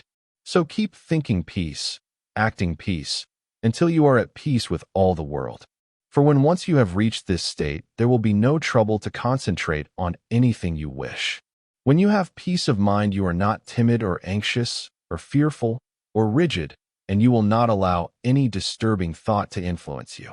You cast aside all fears and think of yourself as a spark of the divine being, as a manifestation of the one universal principle that fills all space and time. Think of yourself thus as a child of the infinite, possessing infinite possibilities. Write on a piece of paper, "I have the power to do and to be whatever I wish to do and be." Keep this mentally before you, and you will find the thought will be of great help to you. The mistake of concentrating on your business while away. In order to be successful today, you must concentrate, but don't become a slave to concentration and carry your business cares home. Just as sure as you do, you will be burning the life forces at both ends, and the fire will go out much sooner than was intended. Many men become so absorbed in their business that when they go to church they do not hear the preacher because their minds are on their business. If they go to the theater, they do not enjoy it because their business is on their minds. When they go to bed, they think about business instead of sleep and wonder why they don't sleep. This is the wrong kind of concentration and is dangerous. It is involuntary. When you are unable to get anything out of your mind, it becomes unwholesome, as any thought held continuously causes weariness of the flesh. It is a big mistake to let a thought rule you, instead of ruling it. He who does not rule himself is not a success. If you cannot control your concentration, your health will suffer. So never become so absorbed with anything that you cannot lay it aside and take up another. This is self-control. Concentration is paying attention to a chosen thought. Everything that passes before the eye makes an impression on the subconscious mind, but unless you pay attention to some certain thing, you will not remember what you saw. For instance, if you walk down a busy street without seeing anything that attracted your particular attention, you could not recall anything you saw. So you see only what attracts your attention. If you work, you only see and remember what you think about. When you concentrate on something, it absorbs your whole thought. Self-study valuable. Everyone has some habits that can be overcome by concentration. We will say, for instance, you are in the habit of complaining or finding fault with yourself or others, or imagining that you do not possess the ability of others, or feeling that you are not as good as someone else, or that you cannot rely on yourself, or harboring any similar thoughts or thoughts of weakness. These should be cast aside, and instead thoughts of strength should be put in their place. Just remember, every time you think of yourself as being weak, in some way you are making yourself so by thinking you are. Our mental conditions make us what we are. Just watch yourself and see how much time you waste in worrying, fretting, and complaining. The more of it you do, the worse off you are. Just the minute you are aware of thinking a negative thought, immediately change to a positive one. If you start to think of failure, change to thinking of success. You have the germ of success within you. Care for it the same as the setting hen broods over the eggs, and you can make it a reality. You can make those that you come in contact with feel as you do, because you radiate vibrations of the way you feel, and your vibrations are felt by others. When you concentrate on a certain thing, you turn all the rays of your vibrations on this. Thought is the directing power of all life's vibrations. If a person should enter a room with a lot of people and feel as if he were a person of no consequence, no one would know he was there unless they saw him. And even if they did, they would not remember seeing him, because they were not attracted towards him.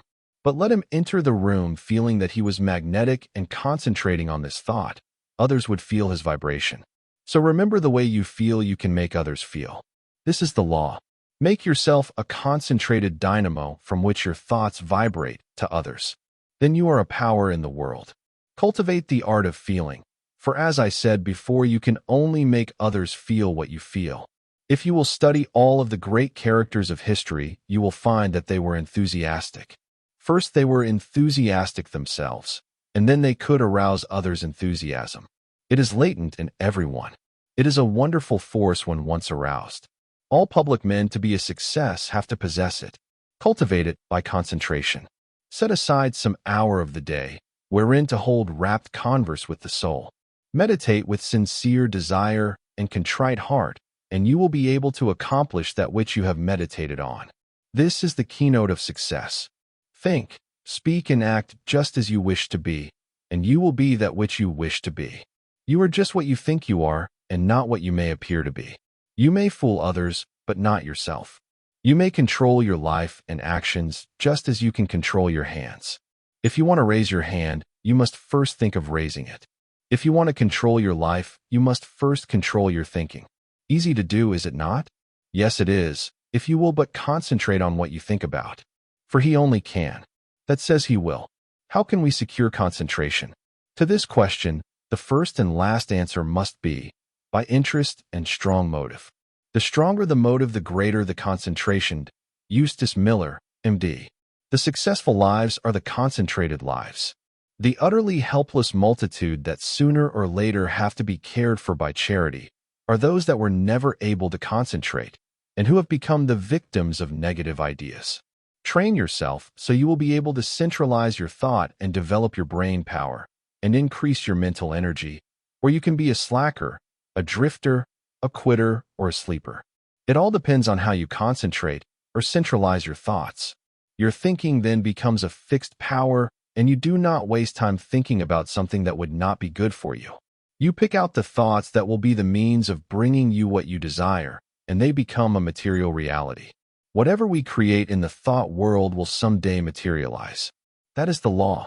Don't forget this. In the old days, men drifted without concentration, but this is a day of efficiency, and therefore all of our efforts must be concentrated if we are to win any success worth the name. Why people often do not get what they concentrate on? Because they sit down in hopeless despair and expect it to come to them. But if they will just reach out for it with their biggest effort, they will find it is within their reach. No one limits us but ourselves. We are what we are today as the result of internal conditions. We can control the external conditions. They are subject to our will. Through our concentration, we can attract what we want, because we became enwrapped with the universal forces from which we can get what we want. You have watched races, no doubt. They all line up together. Each has his mind set on getting to the goal before the others. This is one kind of concentration. A man starts to think on a certain subject. He has all kinds of thoughts come to him, but by concentration, he shuts out all these but the one he has chosen. Concentration is just a case of willing to do a certain thing and doing it. If you want to accomplish anything, first put yourself in a concentrating, reposeful, receptive, acquiring frame of mind.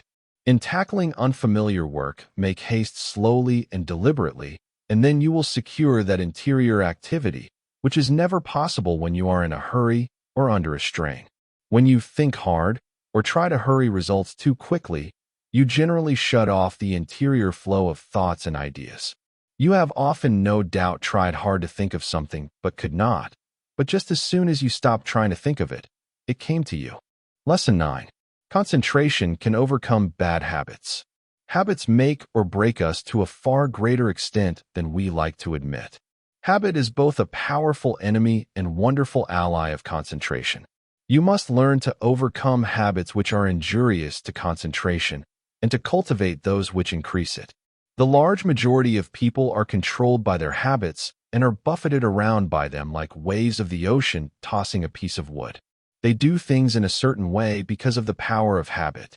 They seldom ever think of concentrating on why they do them this or that way, or study to see if they could do them in a better way.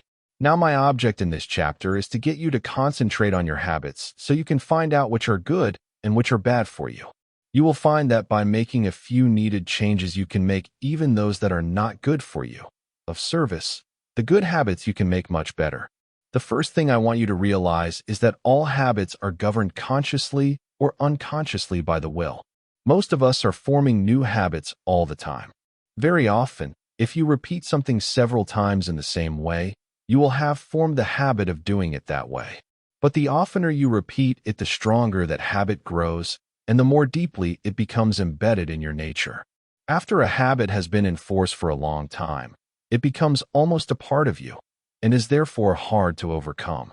But you can still break any habit by strong concentration on its opposite. All our life, so far as it has definite form, is but a mass of habits, practical, emotional, and intellectual, systematically organized, for our weal or woe, and bearing us irresistibly toward our destiny, whatever the latter may be. We are creatures of habits, imitators and copiers of our past selves.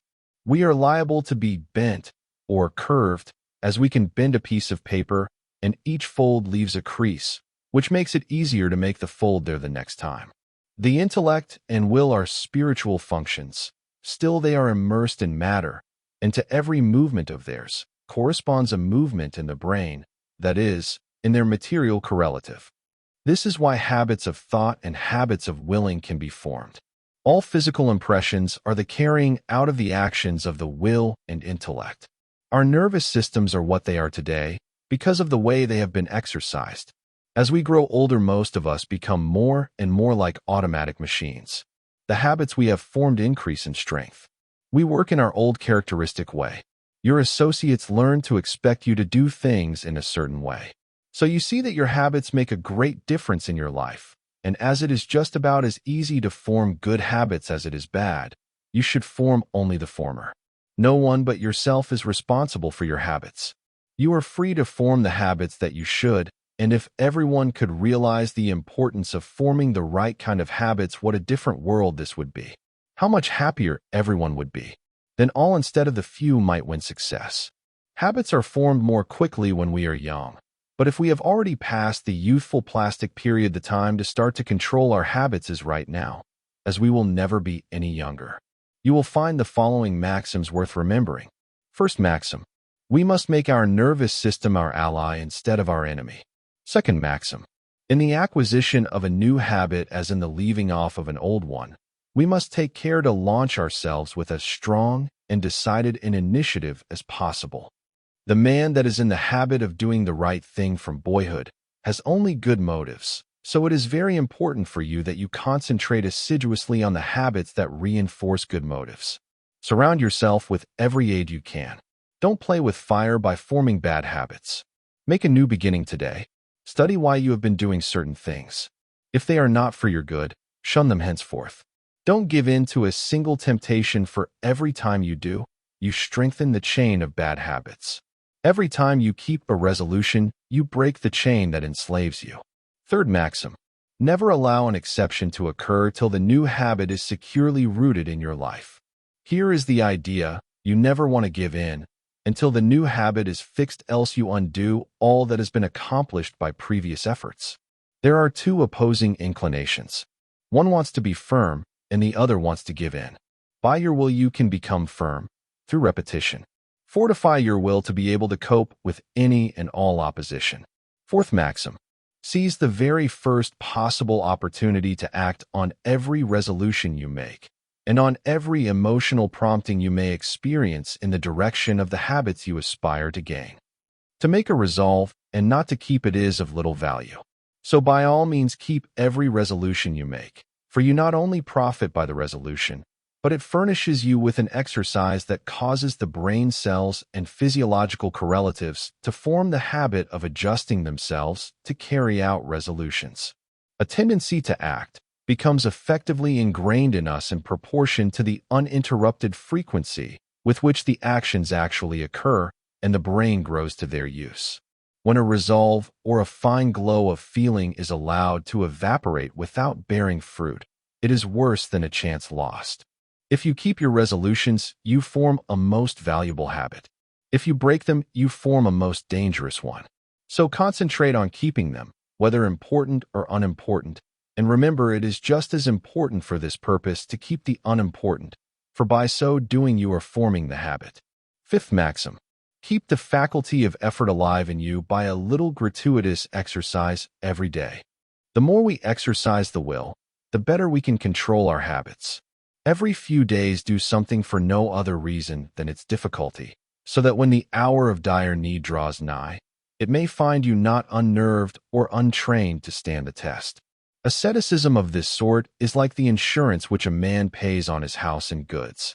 The tax does him no good at the time, and possibly may never bring him a return, but if the fire does come, his having paid it will be his salvation from ruin. So with the man who has daily insured himself to habits of concentrated attention, energetic volation, and self-denial in unnecessary things. He will stand like a tower when everything rocks around him and his softer fellow mortals are winnowed like chaff in the blast. The young should be made to concentrate on their habits and be made to realize that if they don't, they become walking bundles of injurious habits. Youth is the plastic state and should be utilized in laying the foundation for a glorious future. The great value of habit for good and evil cannot be overestimated. Habit is the deepest law of human nature. No man is stronger than his habits, because his habits either build up his strength or decrease it. Why we are creatures of habits. Habits have often been called a labor-saving invention, because when they are formed they require less of both mental and material strength. The more deeply the habit becomes ingrained, the more automatic it becomes. Therefore, habit is an economizing tendency of our nature, for if it were not for habit, we should have to be more watchful. We walk across a crowded street. The habit of stopping and looking prevents us from being hurt. The right kind of habits keeps us from making mistakes and mishaps. It is a well-known fact that a chauffeur is not able to master his machine safely until he has trained his body in a habitual way. When an emergency comes, he instantly knows what to do. Where safety depends on quickness, the operator must work automatically. Habits mean less risk, less fatigue, and greater accuracy. You do not want to become a slave to habits of a trivial nature. For instance, Wagner required a certain costume before he could compose corresponding parts of his operas. Schiller could never write with ease unless there were rotten apples in the drawer of his desk from which he could now and then obtain an odor which seemed to him sweet. Gladstone had different desks for his different activities, so that when he worked on Homer, he never sat among habitual accompaniments of his legislative labors. In order to overcome undesirable habits, two things are necessary. You must have trained your will to do what you want it to do, and the stronger the will, the easier it will be to break a habit. Then you must make a resolution to do just the opposite of what the habit is. Therefore, one habit must replace another. If you have a strong will, you can tenaciously and persistently concentrate on removing the bad habit, and in a very short time the good habit will gain the upper hand. I will bring this chapter to a close by giving Dr. Oppenheim's instructions for overcoming a habit. If you want to abolish a habit, and its accumulated circumstances as well, you must grapple with the matter as earnestly as you would with a physical enemy. You must go into the encounter with all tenacity of determination, with all fierceness of resolve. Even with a passion for success that may be called vindictive. No human enemy can be as insidious, so persevering, as unrelenting as an unfavorable habit. It never sleeps, it needs no rest. It is like a parasite that grows with the growth of the supporting body, and, like a parasite, it can best be killed by violent separation and crushing. When life is stormy and all seems against us, that is when we often acquire wrong habits, and it is then that we have to make a gigantic effort to think and speak as we should. And even though we may feel the very reverse at that moment, the tiniest effort will be backed up by a tremendous power and will lift us to a realization never felt before. It is not in the easy, contented moments of our life that we make our greatest progress, for then it requires no special effort to keep in tune.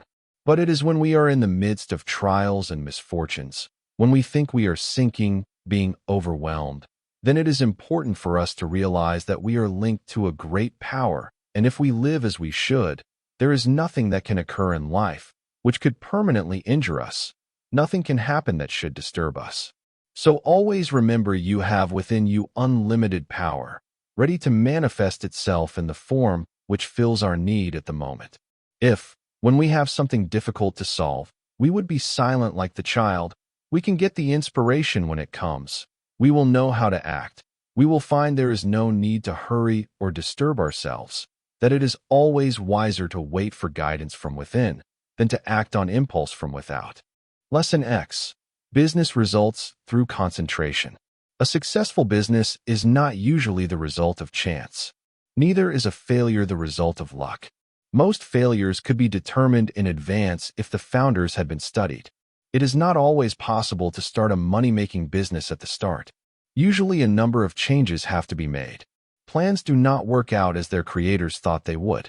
They may have to be changed a little, broadened it may be, here and there, and as you broaden your business, you broaden your power to achieve. You gain an intense and sustained desire to make your business a success. When you start a business, you may have but a vague notion of the way you will conduct it. You must fill in the details as you go along. You must concentrate on these details. As you straighten out one after another, others will require attention. In this way, you cover the field of the first endeavor, and new opportunities open up for you. When you realize one desire, another comes. But if you do not fulfill the first desire, you will not the second. The person that does not carry his desires into action is only a dreamer. Desire is a great creative force if it is pure, intense, and sustained. It is our desires that keep stirring us up to action, and they will strengthen and broaden you if you make them materialize. Every man who achieves success deserves it.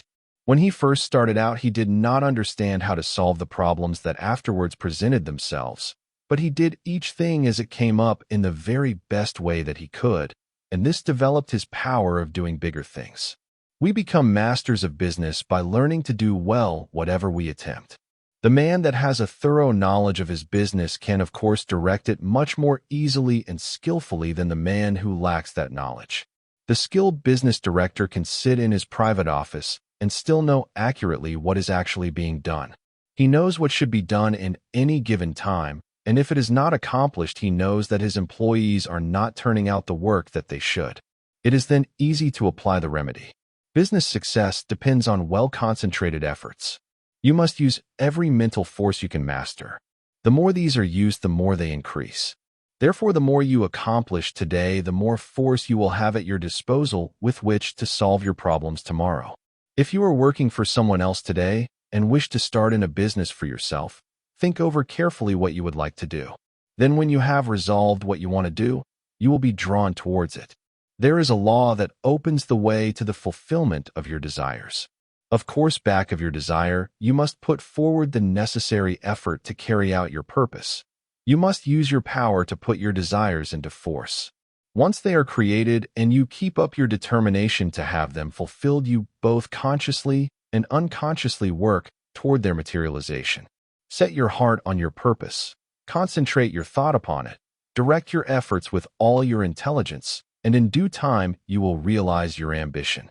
Feel yourself a success. Believe you are a success, and thus put yourself in the attitude that demands recognition, and the thought current draws to you what you need to make you a success. Don't be afraid of big undertakings. Go at them with grit, and pursue methods that you think will accomplish your purpose. You may not at first meet with entire success, but aim so high that if you fall a little short, you will still have accomplished much. What others have done, you can do. You may even do what others have been unable to do.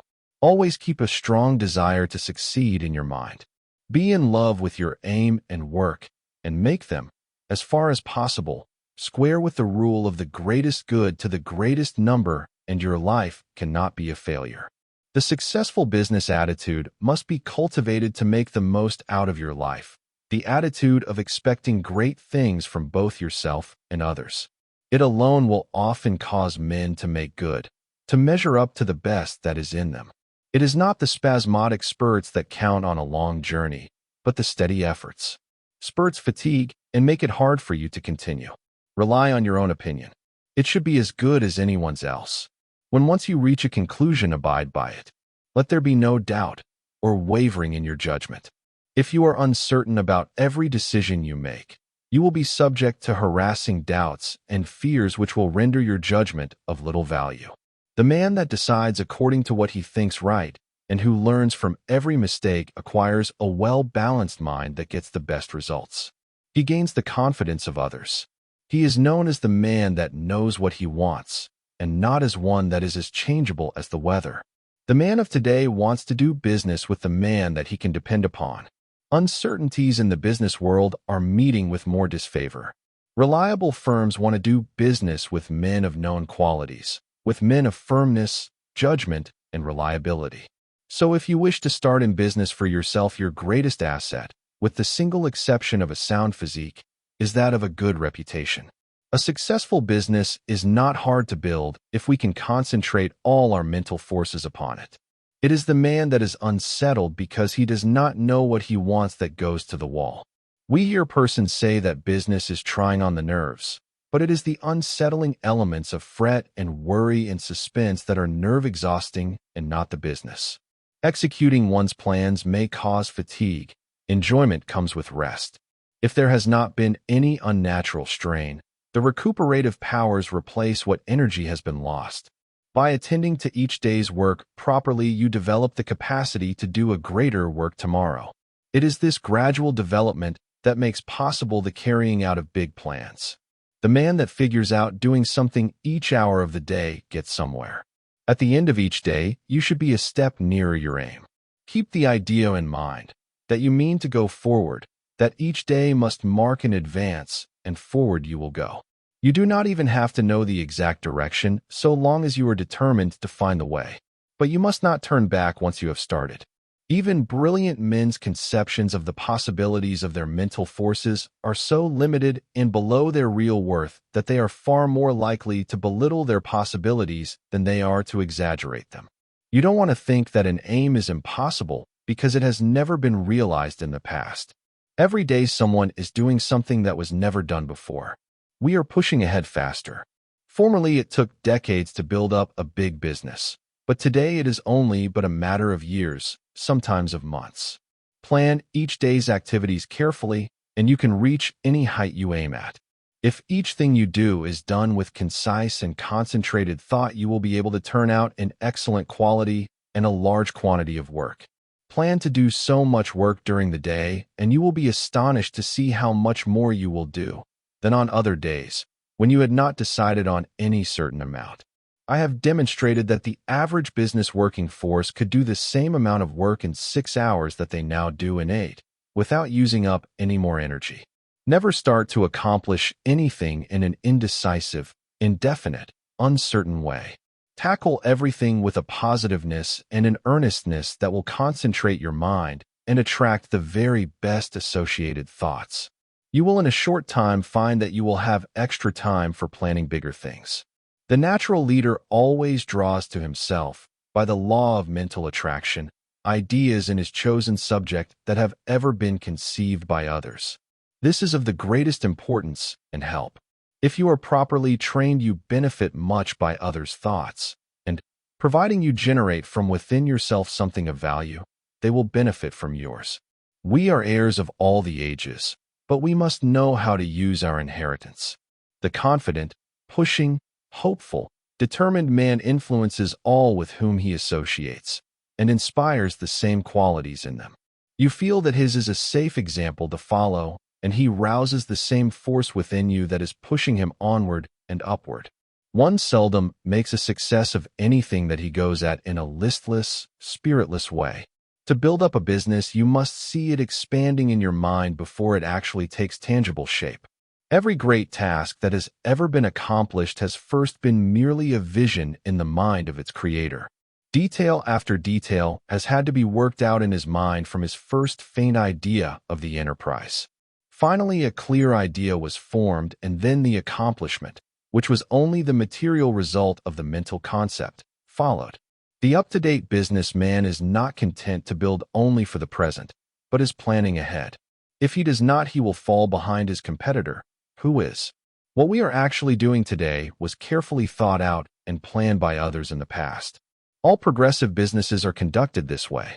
That is why the young businessman of today is likely to accomplish more in a few years than his father did in all his life. There is no reason why your work or business should fag you out. When it does, there is something wrong. You are attracting forces and influence that you should not, because you are not in harmony with what you are doing. There is nothing so tiring as to try to do the work for which we are unfitted, both by temperament and training. Each one should be engaged in a business that he loves. He should be furthering movements with which he is in sympathy. He will then only do his best work and take intense pleasure in his business. In this way, while constantly growing and developing his powers, he is at the same time rendering through his work genuine and devoted service to humanity. Business success is not the result of chance, but of scientific ideas and plans carried out by an aggressive and progressive management.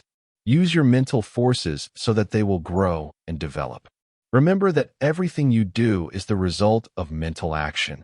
Therefore, you can completely control your every action. Nothing is impossible for you. Don't be afraid to tackle a difficult proposition. Your success will depend upon the use you make of your mind. This is capable of wonderful development. See that you make full use of it, and not only develop yourself, but your associates. Try to broaden the visions of those with whom you come in contact, and you will broaden your own outlook of life. Are you afraid of responsibilities? In order for the individual soul to develop, you must have responsibilities. You must manifest the omnipotence of the law of supply.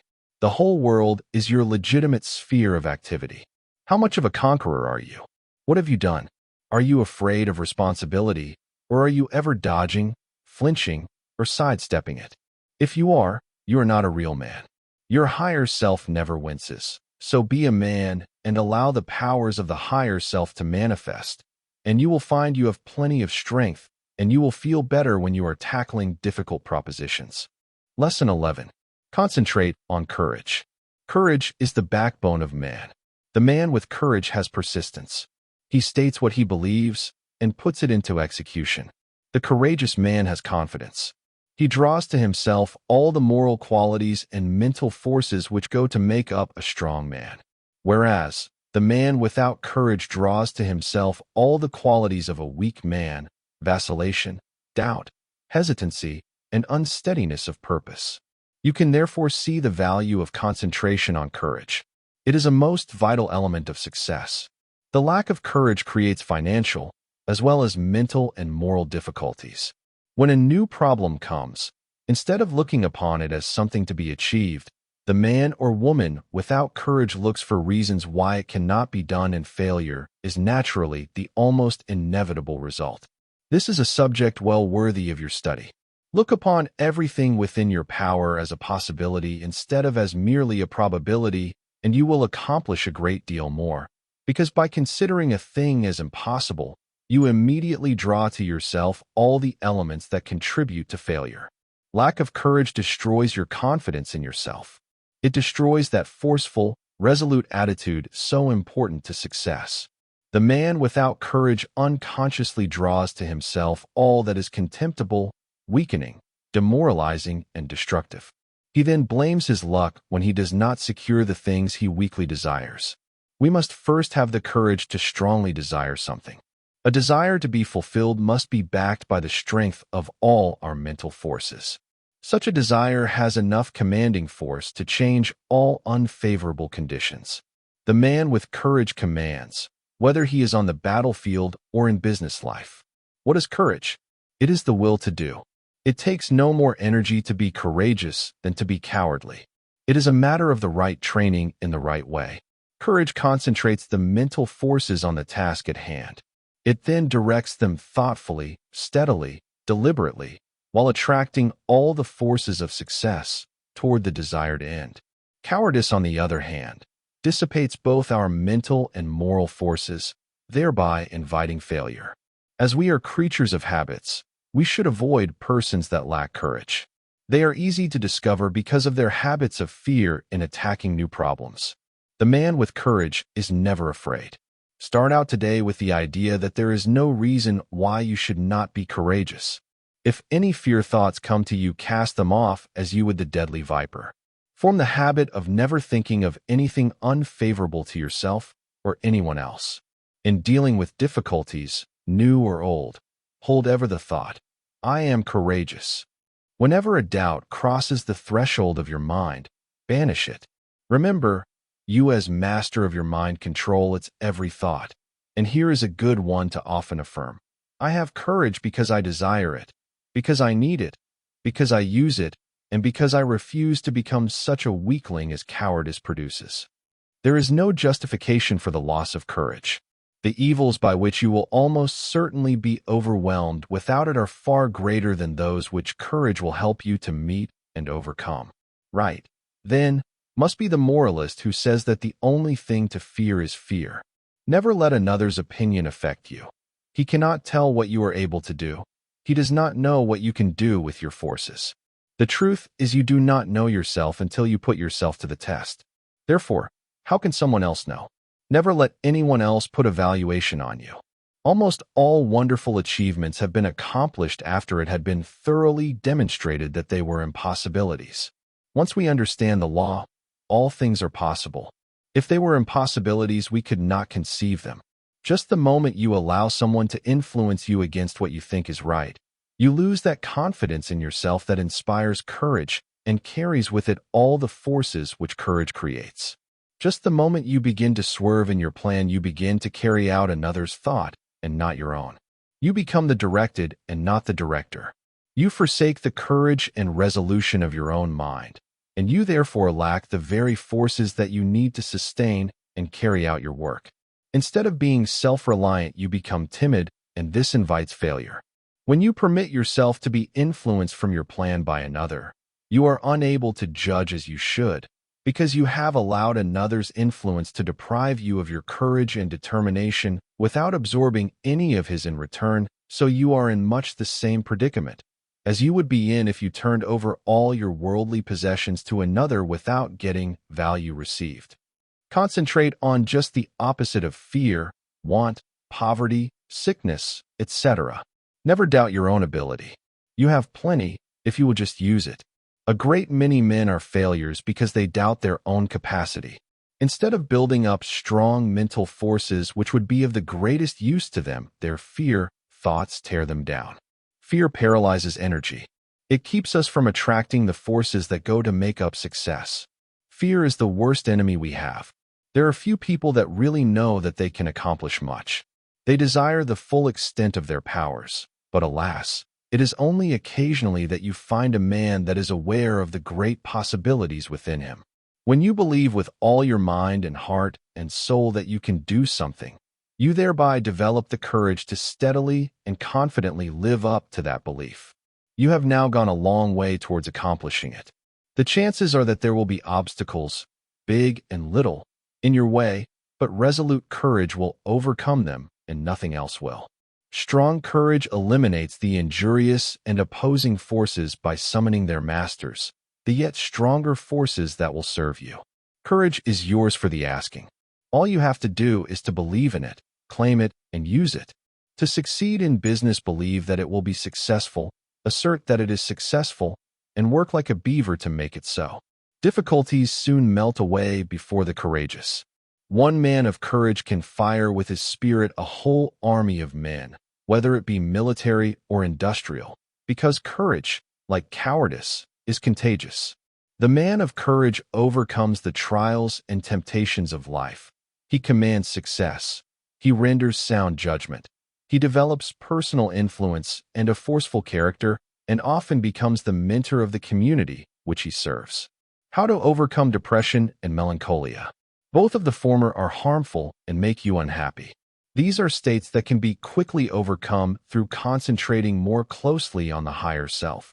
For when you do, you cut off the connection with the harmful force currents. You can also drive away moods by simply choosing and fully concentrating on an agreeable subject. Through willpower and thought control, we can accomplish anything we want to do. There is wonderful inherent power within us all, and there is never any sufficient cause for fear except ignorance.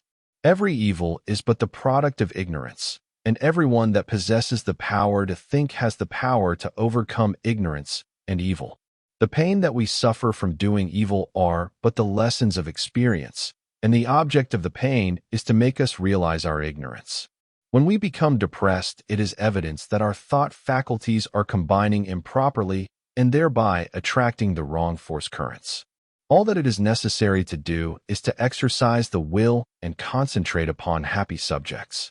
I will only think of subjects worthy of my higher self and its powers. Lesson 12. Concentrate on wealth. It was never intended that man should be poor. When wealth is obtained under the proper conditions, it broadens the life. Everything has its value. Everything has a good use and a bad use. The forces of mind, like wealth, can be directed either for good or evil. A little rest will recreate forces. Too much rest degenerates into laziness and brainless, dreamy longings. If you acquire wealth unjustly from others, you are misusing your forces. But if your wealth comes through the right sources, you will be blessed. Through wealth, we can do things to uplift ourselves and humanity. Wealth is many persons' goal. It therefore stimulates their endeavor. They long for it in order to dress and live in such a way as to attract friends. Without friends, they would not be so particular of their surroundings.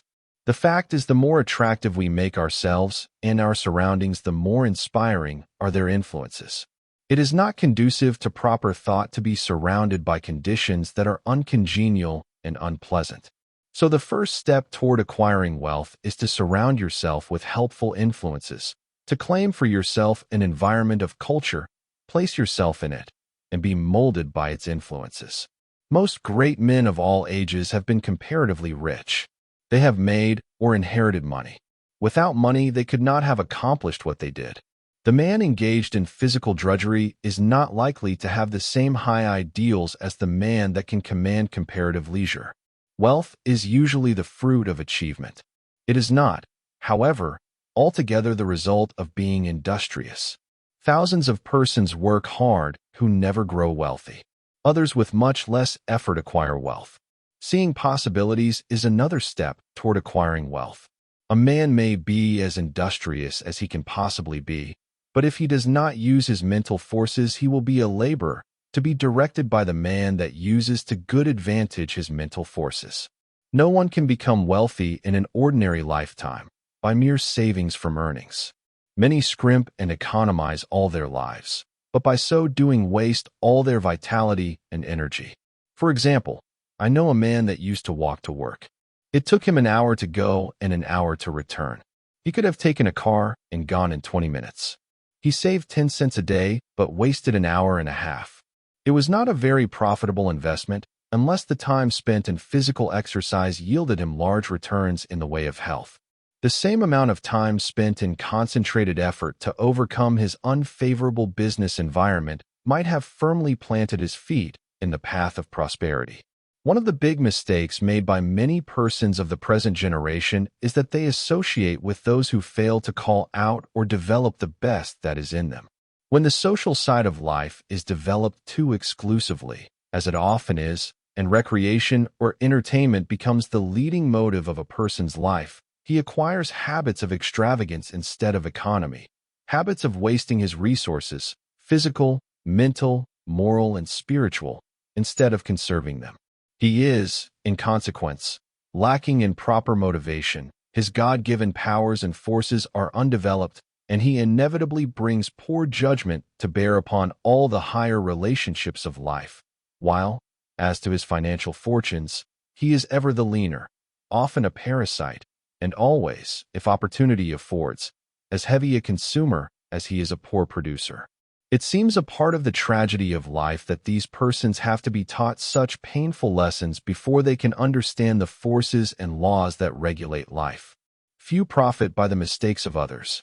They must experience them for themselves, and then apply the knowledge so gained in reconstructing their lives. Any man that has ever amounted to anything has never done a great deal of detail work for long periods at any given time. He needs his time to reflect. He does not do his duties today in the same way as yesterday, but as the result of deliberate and concentrated effort, constantly tries to improve his methods. The other day, I attended a lecture on prosperity. I knew the lecturer had been practically broke for 10 years. I wanted to hear what he had to say. He spoke very well. He no doubt benefited some of his hearers, but he had not profited by his own teachings. I introduced myself and asked him if he believed in his maxims. He said he did. I asked him if they had made him prosperous. He said not exactly. I asked him why. He answered that he thought he was fated not to experience prosperity. In half an hour, I showed that man why poverty had always been his companion. He had dressed poorly. He held his lectures in poor surroundings. By his actions and beliefs, he attracted poverty. He did not realize that his thoughts and his surroundings exercised an unfavorable influence. I said, thoughts are moving forces, great powers. Thoughts of wealth attract wealth. Therefore, if you desire wealth, you must attract the forces that will help you to secure it. Your thoughts attract a similar kind of thoughts. If you hold thoughts of poverty, you attract poverty. If you make up your mind you are going to be wealthy, you will instill this thought into all your mental forces, and you will at the same time use every external condition to help you. Many persons are of the opinion that if you have money, it is easy to make more money. But this is not necessarily true. 90% of the men that start in business fail. Money will not enable one to accumulate much more unless he is trained to seek and use good opportunities for its investment. If he inherits money, the chances are that he will lose it. While, if he has made it, he not only knows its value, but has developed the power to use it as well as to make more if he loses it. Business success today depends on foresight, good judgment, grit, firm resolution, and settled purpose. But never forget that thought is as real a force as electricity.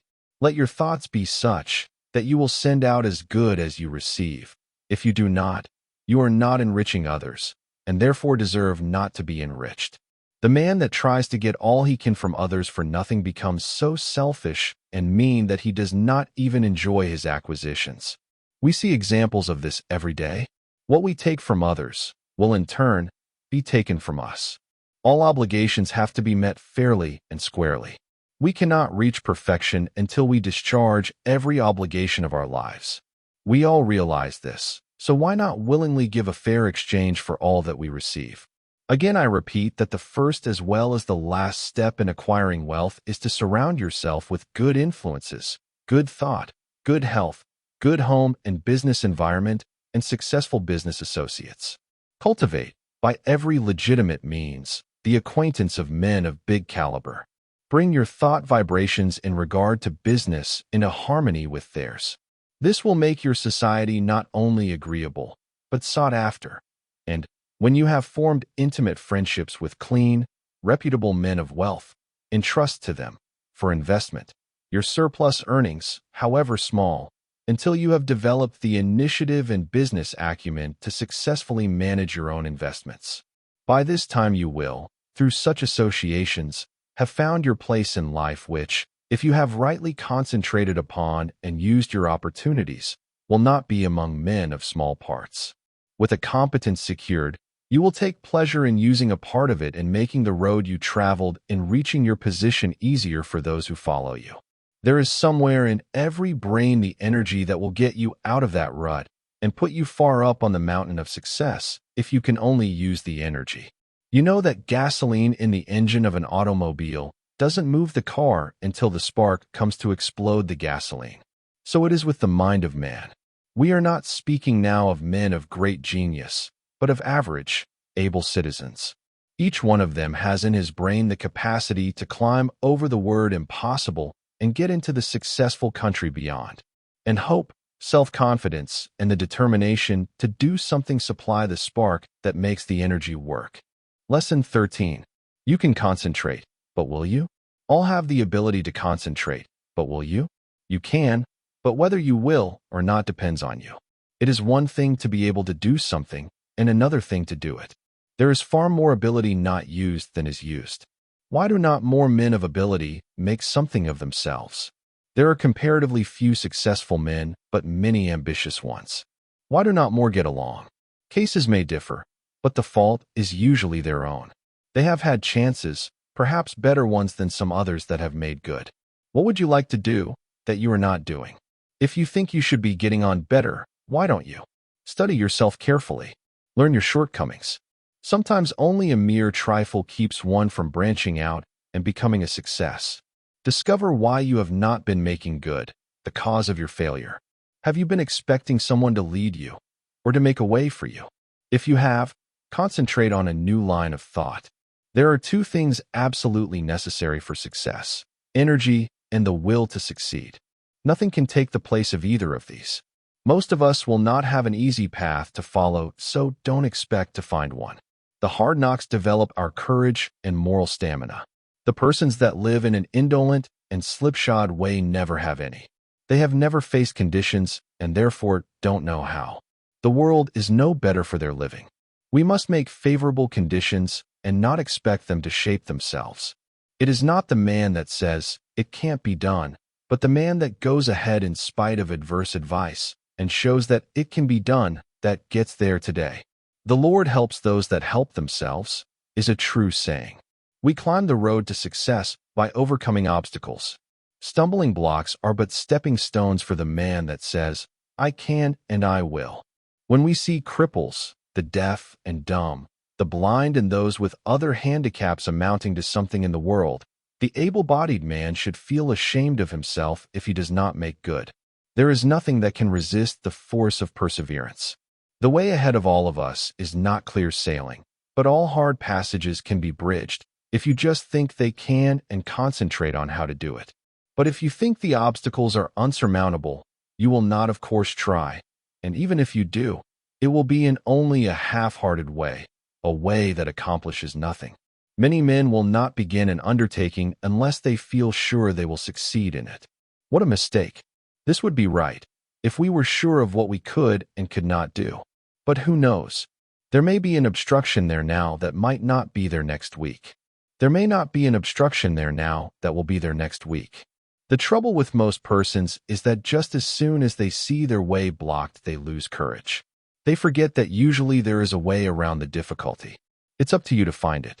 If you tackle something with little effort, when the conditions call for a big effort, you will of course not win. Tackle everything with a feeling that you will utilize all the power within you to make it a success. This is the kind of concentrated effort that succeeds. Most people are beaten before they start. They think they are going to encounter obstacles, and they look for them instead of for means to overcome them. The result is that they increase their obstacles instead of diminishing them. Have you ever undertaken something that you thought would be hard, but afterwards found it to be easy? That is the way a great many times. The things that look difficult in advance turn out to be easy of conquest when once encountered. So start out on your journey with the idea that the road is going to be clear for you, and that if it is not, you will clear the way. All men that have amounted to anything have cleared their way, and they did not have the assistance that you will have today. The one great keynote of success is to do whatever you have decided on. Don't be turned from your path, but resolve that you are going to accomplish what you set out to do. Don't be frightened at a few rebuffs, for they cannot stop the man that is determined, the man that knows in his heart that success is only bought by tremendous resolution, by concentrated and wholehearted effort. He who has a firm will, says Goethe, molds the world to himself. People do not lack strength, says Victor Hugo, they lack will. It is not so much skill that wins victories as it is activity and great determination. There is no such thing as failure for the man that does his best. No matter what you may be working at the present time, don't let this make you lose courage. The tides are continually changing, and tomorrow or some other day they will turn to your advantage if you are a willing and are an ambitious worker. There is nothing that develops you and increases your courage like work. If it were not for work, how monotonous life would at last become? So I say to the man that wants to advance, don't look upon your present position as your permanent one. Keep your eyes open and add those qualities to your makeup that will assist you when your opportunity comes. Be ever alert and on the watch for opportunities. Remember, we attract what we set our minds on. If we look for opportunities, we find them. If you are the man you should be, someone is looking for you to fill a responsible position. So when he finds you, don't let your attention wander. Give it all to him. Show that you can concentrate your powers, that you have the makeup of a real man. Show no signs of fear, uncertainty, or doubt. The man that is sure of himself is bound to get to the front. No circumstances can prevent him. Lesson 14. The art of concentrating by means of practical exercises. Select some thought and see how long you can hold your mind on it. It is well to have a clock at first and keep track of the time. If you decide to think about health, you can get a great deal of good from your thinking besides developing concentration. Think of health as being the greatest blessing there is in the world. Don't let any other thought drift in. Just the moment one starts to obtrude, make it get out. Make it a daily habit of concentrating on this thought for, say, 10 minutes. Practice until you can hold it to the exclusion of everything else. You will find it of the greatest value to centralize your thoughts on health. Regardless of your present condition, see yourself as you would like to be and be blind to everything else. You will find it hard at first to forget your ailments, if you have any, but after a short while you can shut out these negative thoughts and see yourself as you want to be. Each time you concentrate, you form a more perfect image of health, and, as you come into its realization, you become healthy, strong, and wholesome. I want to impress upon your mind that the habit of forming mental images is of the greatest value. It has always been used by successful men of all ages, but few realize its full importance. Do you know that you are continually acting according to the images you form? If you allow yourself to mold negative images, you unconsciously build a negative disposition. You will think of poverty, weakness, disease, fear, etc. Just as surely as you think of these will your objective life express itself in a like way. Just what we think, we will manifest in the external world. In deep concentration, you become linked with the great creative spirit of the universe, and the creative energy then flows through you, vitalizing your creations into form. In deep concentration, your mind becomes attuned with the infinite and registers the cosmic intelligence and receives its messages. You become so full of the cosmic energy that you are literally flooded with divine power. This is a most desired state. It is then we realize the advantages of being connected with the superconsciousness. The superconsciousness registers the higher cosmic vibrations. It is often referred to as the wireless station, the message recorded coming from the universal mind. There are very few that reach this stage of concentration. Very few even know that it is possible.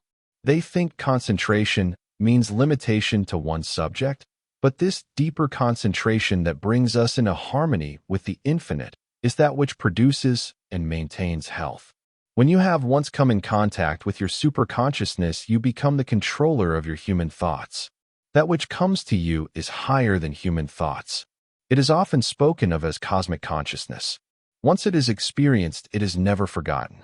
Naturally, it requires a good deal of training to reach this state, but once you do, it becomes easier each time to do, and in the course of time you can become possessed of power which was unknown to you before. You are able to direct the expression of almost infinite power while in this deeper state of concentration. Exercises in concentration. The rays of the sun, when focused upon an object by means of a sunglass, produce a heat many times greater than the scattered rays of the same source of light and heat. This is true of attention. Scatter it, and you get but ordinary results.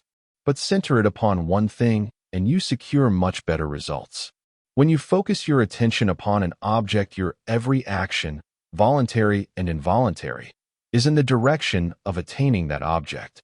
If you will focus your energies upon a thing to the exclusion of everything else, you generate the force that can bring you what you want. When you focus your thought, you increase its strength. The exercises that follow are tedious and monotonous, but useful. If you will persist in them, you will find they are very valuable, as they increase your powers of concentration. Before proceeding with the exercises, I will answer a question that just comes to me. This person says after he works all day, he is too tired to practice any exercise. But this is not true. We will say he comes home all tired out, eats his supper, and sits down to rest. If his work has been mental, the thought which has been occupying his mind returns to him, and this prevents him from securing the rest he needs. It is an admitted fact that certain thoughts call into operation a certain set of brain cells. The other cells, of course, are not busy at that time and are rested. Now, if you take up something that is just different from what you have been doing during the day, you will use the cells that have not done anything and give those that have had work to do a rest. So you should regulate the evenings that you have and call forth an entirely different line of thought, so as not to use the cells which you have tired out during the day. If you will center your attention on a new thought, you relieve the old cells from vibrating with excitement, and they get their needed rest. The other cells that have been idle all day want to work, and you will find you can enjoy your evenings while securing needed rest. Once you have learned to master your thoughts, you will be able to change them just as easily as you change your clothes. Remember, the real requisite of centering is to be able to shut out outside thoughts, anything foreign to the subject. Now, in order to control your intention, first gain control over the body. This must be brought under direct control of the mind under the control of the will. Your will is strong enough to do anything you wish, but you must realize that it is. The mind can be greatly strengthened by being brought under the direct influence of the will. When the mind is properly strengthened by the impulse of the will, it becomes a more powerful transmitter of thought because it has more force. The best time to concentrate is after reading something that is inspiring, as you are then mentally and spiritually exalted in the desired realm. Then is the time you are ready for deep concentration. If you are in your room, first see that your windows are up and the air is good. Lie down flat on your bed without a pillow. See that every muscle is relaxed. Now breathe slowly, filling the lungs comfortably full of fresh air. Hold this as long as you can without straining yourself. Then exhale slowly. Exhale in an easy, rhythmic way. Breathe this way for 5 minutes, letting the divine breath flow through you, which will cleanse and rejuvenate every cell of brain and body. You are then ready to proceed. Now think how quiet and relaxed you are. You can become enthusiastic over your condition. Just think of yourself as getting ready to receive knowledge that is far greater than you have ever received before. Now relax and let the Spirit work in and through you and assist you to accomplish what you wish. Don't let any doubts or fears enter. Just feel that what you wish is going to manifest. Just feel it already has. In reality, it has. For just the minute you wish a thing to be done, it manifests in the thought world. Whenever you concentrate, just believe it is a success. Keep up this feeling and allow nothing to interfere, and you will soon find you have become the master of concentration. You will find that this practice will be of wonderful value to you, and that rapidly you will be learning to accomplish anything that you undertake. It will be necessary to first train the body to obey the commands of the mind. I want you to gain control of your muscular movements. The following exercise is especially good in assisting you to acquire perfect control of the muscles. Exercise 1. Sit in a comfortable chair and see how still you can keep. This is not as easy as it seems. You will have to center your attention on sitting still. Watch and see that you are not making any involuntary muscular movements. By a little practice, you will find you are able to sit still without a movement of the muscles for 15 minutes. At first, I advise sitting in a relaxed position for 5 minutes. After you are able to keep perfectly still, increase the time to 10 minutes and then to 15. This is as long as it is necessary. But never strain yourself to keep still. You must be relaxed completely. You will find this habit of relaxing is very good. Exercise 2.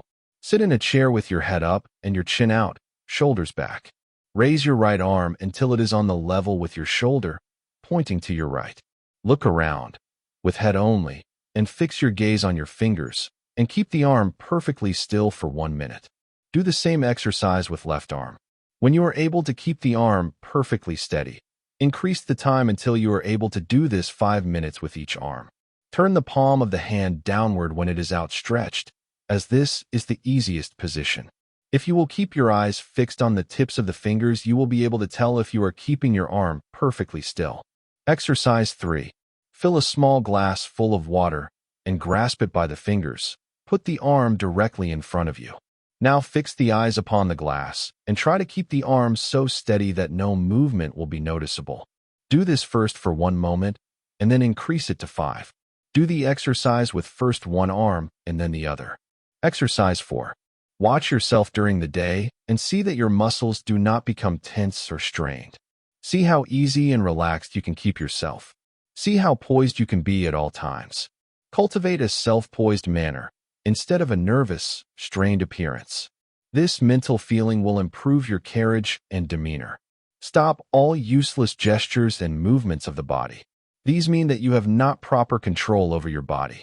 After you have acquired this control, notice how ill at ease people are that have not gained this control. I have just been sizing up a salesman that has just left me. Part of his body kept moving all the time. I just felt like saying to him, "Do you know how much better appearance you would make if you would just learn to speak with your voice instead of trying to express what you say with your whole body? Just watch those that interview you and see how they lack poise. Get rid of any habit you have of twitching or jerking any part of your body. You will find you make many involuntary movements. You can quickly stop any of these by merely centering your attention on the thought, 'I will not.'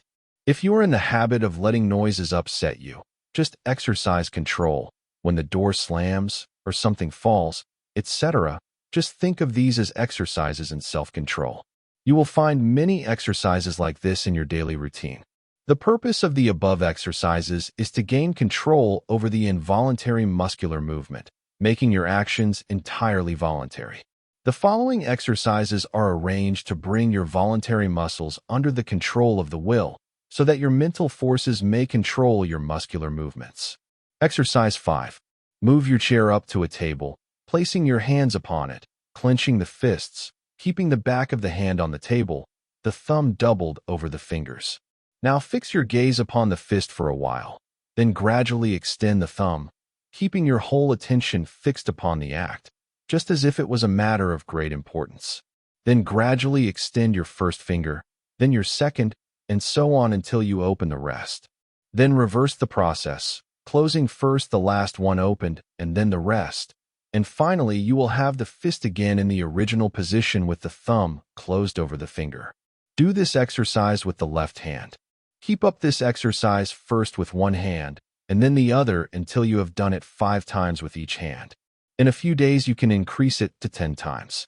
The chances are that the above exercises will at first make you tired, but it is important for you to practice these monotonous exercises so you can train your attention. It also gives you control over your muscular movement. The attention, of course, must be kept closely on each movement of the hand. If it is not, you of course lose the value of the exercise. Exercise 6. Put the right hand on knee, both fingers and thumb closed, except the first finger, which points out in front of you. Then move the finger slowly from side to side, keeping the attention fixed upon the end of the finger. You can make up a variety of exercises like these. It is good training to plan out different ones. The main point you should keep in mind is that the exercise should be simple and that the attention should be firmly fixed upon the moving part of the body. You will find your attention will not want to be controlled and will try to drift to something more interesting. This is just where these exercises are of value, and you must control your attention and see it is held in the right place and does not wander away. You may think these exercises very simple and of no value, but I promise you in a short time you will notice that you have a much better control over your muscular movements, carriage, and demeanor, and you will find that you have greatly improved your power of attention and can center your thoughts on what you do, which of course will be very valuable. No matter what you may be doing, imagine that it is your chief object in life. Imagine you are not interested in anything else in the world but what you are doing. Do not let your attention get away from the work you are at. Your attention will no doubt be rebellious, but control it, and do not let it control you. When once you conquer the rebellious attention, you have achieved a greater victory than you can realize at the time. Many times afterwards, you will be thankful you have learned to concentrate your closest attention upon the object at hand. Let no day go by without practicing concentrating on some familiar object that is uninteresting. Never choose an interesting object, as it requires less attention. The less interesting it is, the better exercise will it be. After a little practice, you will find you can center your attention on uninteresting subjects at will. The person that can concentrate can gain full control over his body and mind and be the master of his inclinations, not their slave. When you can control yourself, you can control others. You can develop a will that will make you a giant compared with the man that lacks willpower. Try out your willpower in different ways until you have it under such control that just as soon as you decide to do a thing, you go ahead and do it. Never be satisfied with the "I did fairly well" spirit, but put forward your best efforts. Be satisfied with nothing else. When you have gained this, you are the man you were intended to be. Exercise 7. Concentration increases the sense of smell. When you take a walk, or drive in the country, or pass a flower garden, Concentrate on the odor of flowers and plants. See how many different kinds you can detect. Then choose one particular kind and try to sense only this. You will find that this strongly intensifies the sense of smell. This differentiation requires, however, a peculiarly attentive attitude. When sense of smell is being developed, you should not only shut out from the mind every thought but that of odor, but you should also shut out cognizance of every odor save that upon which your mind, for the time, is concentrated. You can find plenty of opportunity for exercises for developing the sense of smell. When you are out in the air, be on the alert for the different odors. You will find the air laden with all kinds, but let your concentration upon the one selected be such that a scent of its fragrance in after years will vividly recall the circumstances of this exercise. The object of these exercises is to develop concentrated attention, and you will find that you can, through their practice, control your mind and direct your thoughts just the same as you can your arm. Exercise 8. Concentration on the within. Lie down and thoroughly relax your muscles. Concentrate on the beating of your heart. Do not pay any attention to anything else. Think how this great organ is pumping the blood to every part of the body. Try to actually picture the blood leaving the great reservoir and going in one stream right down to the toes. Picture another going down the arms to the tips of the fingers. After a little practice, you can actually feel the blood passing through your system. If, at any time, you feel weak in any part of the body, well, that an extra supply of blood shall go there. For instance, if your eyes feel tired, picture the blood coming from the heart, passing up through the head and out to the eyes. You can wonderfully increase your strength by this exercise. Men have been able to gain such control over the heart that they have actually stopped it from beating for 5 minutes. This, however, is not without danger and is not to be practiced by the novice. I have found the following a very helpful exercise to take just before going to bed and on rising in the morning. Say to yourself, every cell in my body thrills with life. Every part of my body is strong and healthy. I have known a number of people to greatly improve their health in this way. You become what you picture yourself to be. If your mind thinks of sickness in connection with self, you will be sick. If you imagine yourself in strong, vigorous health, the image will be realized. You will be healthy. Exercise 9. Concentrating on sleep. What is known as the water method is, although very simple, very effective in inducing sleep. Put a full glass of clear water on a table in your sleeping room. Sit in a chair beside the table and gaze into the glass of water and think how calm it is. Then picture yourself getting into just as calm a state. In a short time, you will find the nerves becoming quiet, and you will be able to go to sleep. Sometimes it is good to picture yourself becoming drowsy to induce sleep. And, again, the most persistent insomnia has been overcome by one thinking of himself as some inanimate object, for instance, a hollow log in the depths of the cool, quiet forest. Those who are troubled with insomnia will find these sleep exercises that quiet the nerves very effective. Just keep the idea in your mind that there is no difficulty in going to sleep. Banish all fear of insomnia. Practice these exercises, and you will sleep. By this time, you should have awakened to the possibilities of concentration and have become aware of the important part it plays in your life. Exercise 10. Concentration will save energy and appearance. Watch yourself and see if you are not in the habit of moving your hands, thumping something with your fingers, or twirling your mustache. Some have the habit of keeping their feet going, as, for instance, tapping them on the floor. Practice standing before a mirror and see if you are in the habit of frowning or causing wrinkles to appear in the forehead.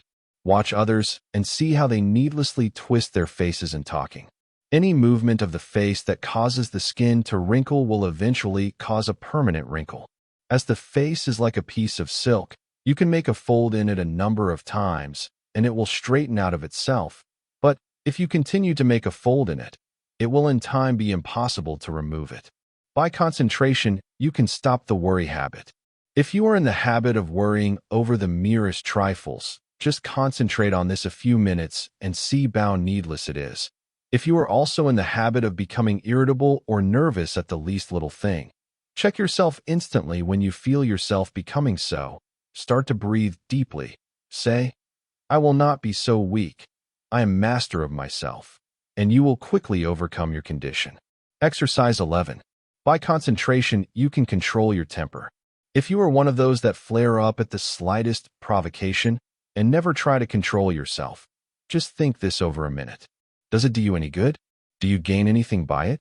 Doesn't it put you out of poise for some time? Don't you know that this grows on you and will eventually make you despised by all that have any dealings with you? Everyone makes mistakes, and instead of becoming angry at their perpetrators, just say to them, "Be more careful next time."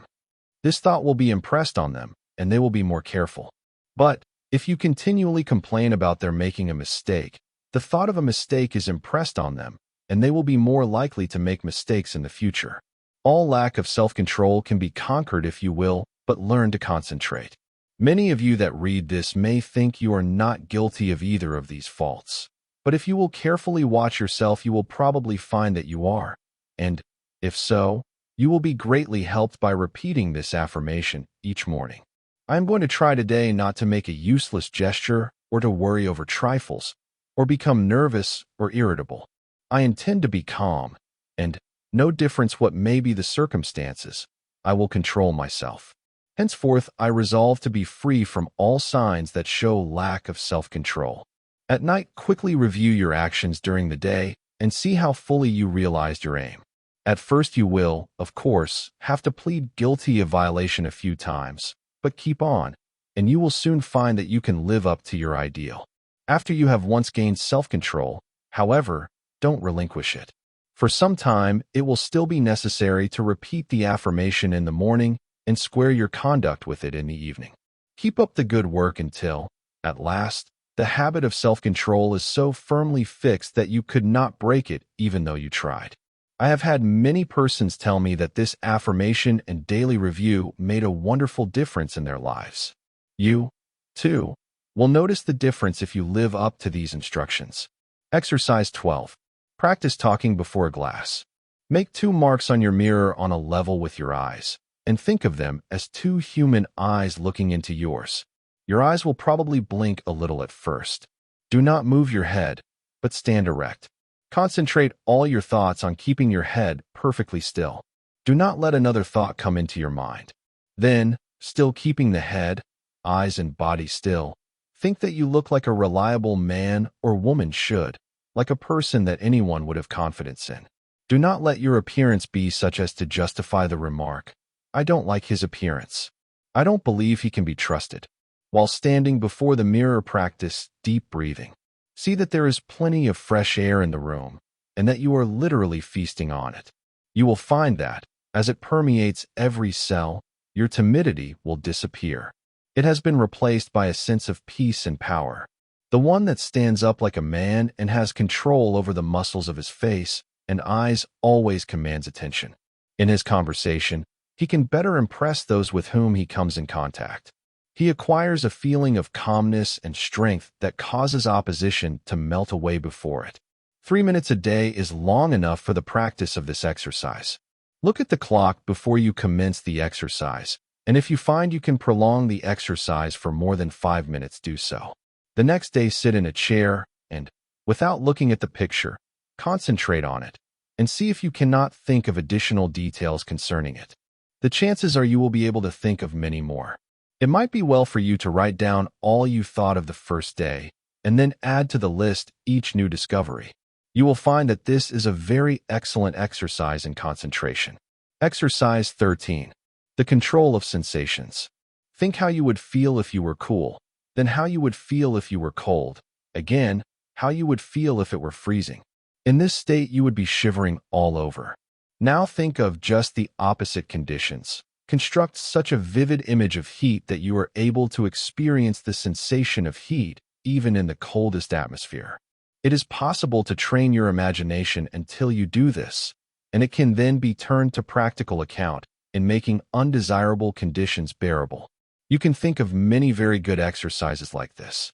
For instance, if you feel yourself getting hungry or thirsty and for any reason you do not wish to eat, do not think of how hungry or thirsty you are, but just visualize yourself as finishing a hearty meal. Again, when you experience pain, do not increase it by thinking about it, but do something to divert your attention, and the pain will seem to decrease. If you will start practicing along this line systematically, you will soon gain a wonderful control over the things that affect your physical comfort. Exercise 14. The Eastern way of concentrating. Sit in a chair with a high back in upright position. Press one finger against the right nostril. Now take a long, deep breath, drawing the breath in gently as you count 10. Then expel the breath through the right nostril as you count 10. Repeat this exercise with the opposite nostril. This exercise should be done at least 20 times at each sitting. Exercise 15. Controlling desires. Desire, which is one of the hardest forces to control, will furnish you with excellent exercises in concentration. It seems natural to want to tell others what you know, but by learning to control these desires, you can wonderfully strengthen your powers of concentration. Remember, you have all you can do to attend to your own business. Do not waste your time in thinking of others or in gossiping about them. If, from your own observation, you learn something about another person that is detrimental, keep it to yourself. Your opinion may afterwards turn out to be wrong anyway, but whether right or wrong, you have strengthened your will by controlling your desire to communicate your views. If you hear good news, resist the desire to tell it to the first person you meet, and you will be benefited thereby. It will require the concentration of all your powers of resistance to prohibit the desire to tell. After you feel that you have complete control over your desires, you can then tell your news. But you must be able to suppress the desire to communicate the news until you are fully ready to tell it. Persons that do not possess this power of control over desires are apt to tell things that they should not, thereby often involving both themselves and others in needless trouble. If you are in the habit of getting excited when you hear unpleasant news, just control yourself and receive it without any exclamation of surprise. Say to yourself, "Nothing is going to cause me to lose my self-control." You will find from experience that this self-control will be worth much to you in business. You will be looked upon as a cool-headed businessman, and this in time becomes a valuable business asset. Of course, circumstances alter cases. At times it is necessary to become enthused, but be ever on the lookout for opportunities for the practice of self-control. He that ruleth his spirit is greater than he that ruleth a city. Exercise 16. When you read, no one can think without first concentrating his thoughts on the subject in hand. Every man and woman should train himself to think clearly.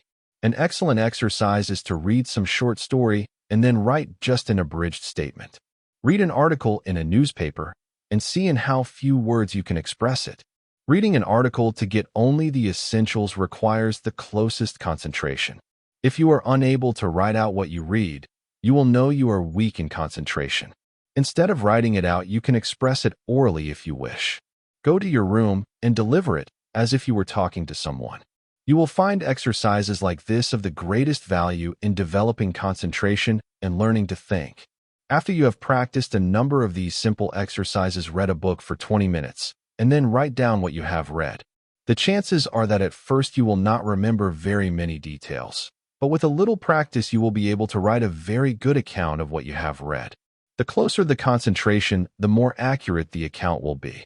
It is a good idea when time is limited to read only a short sentence and then try to write it down word for word.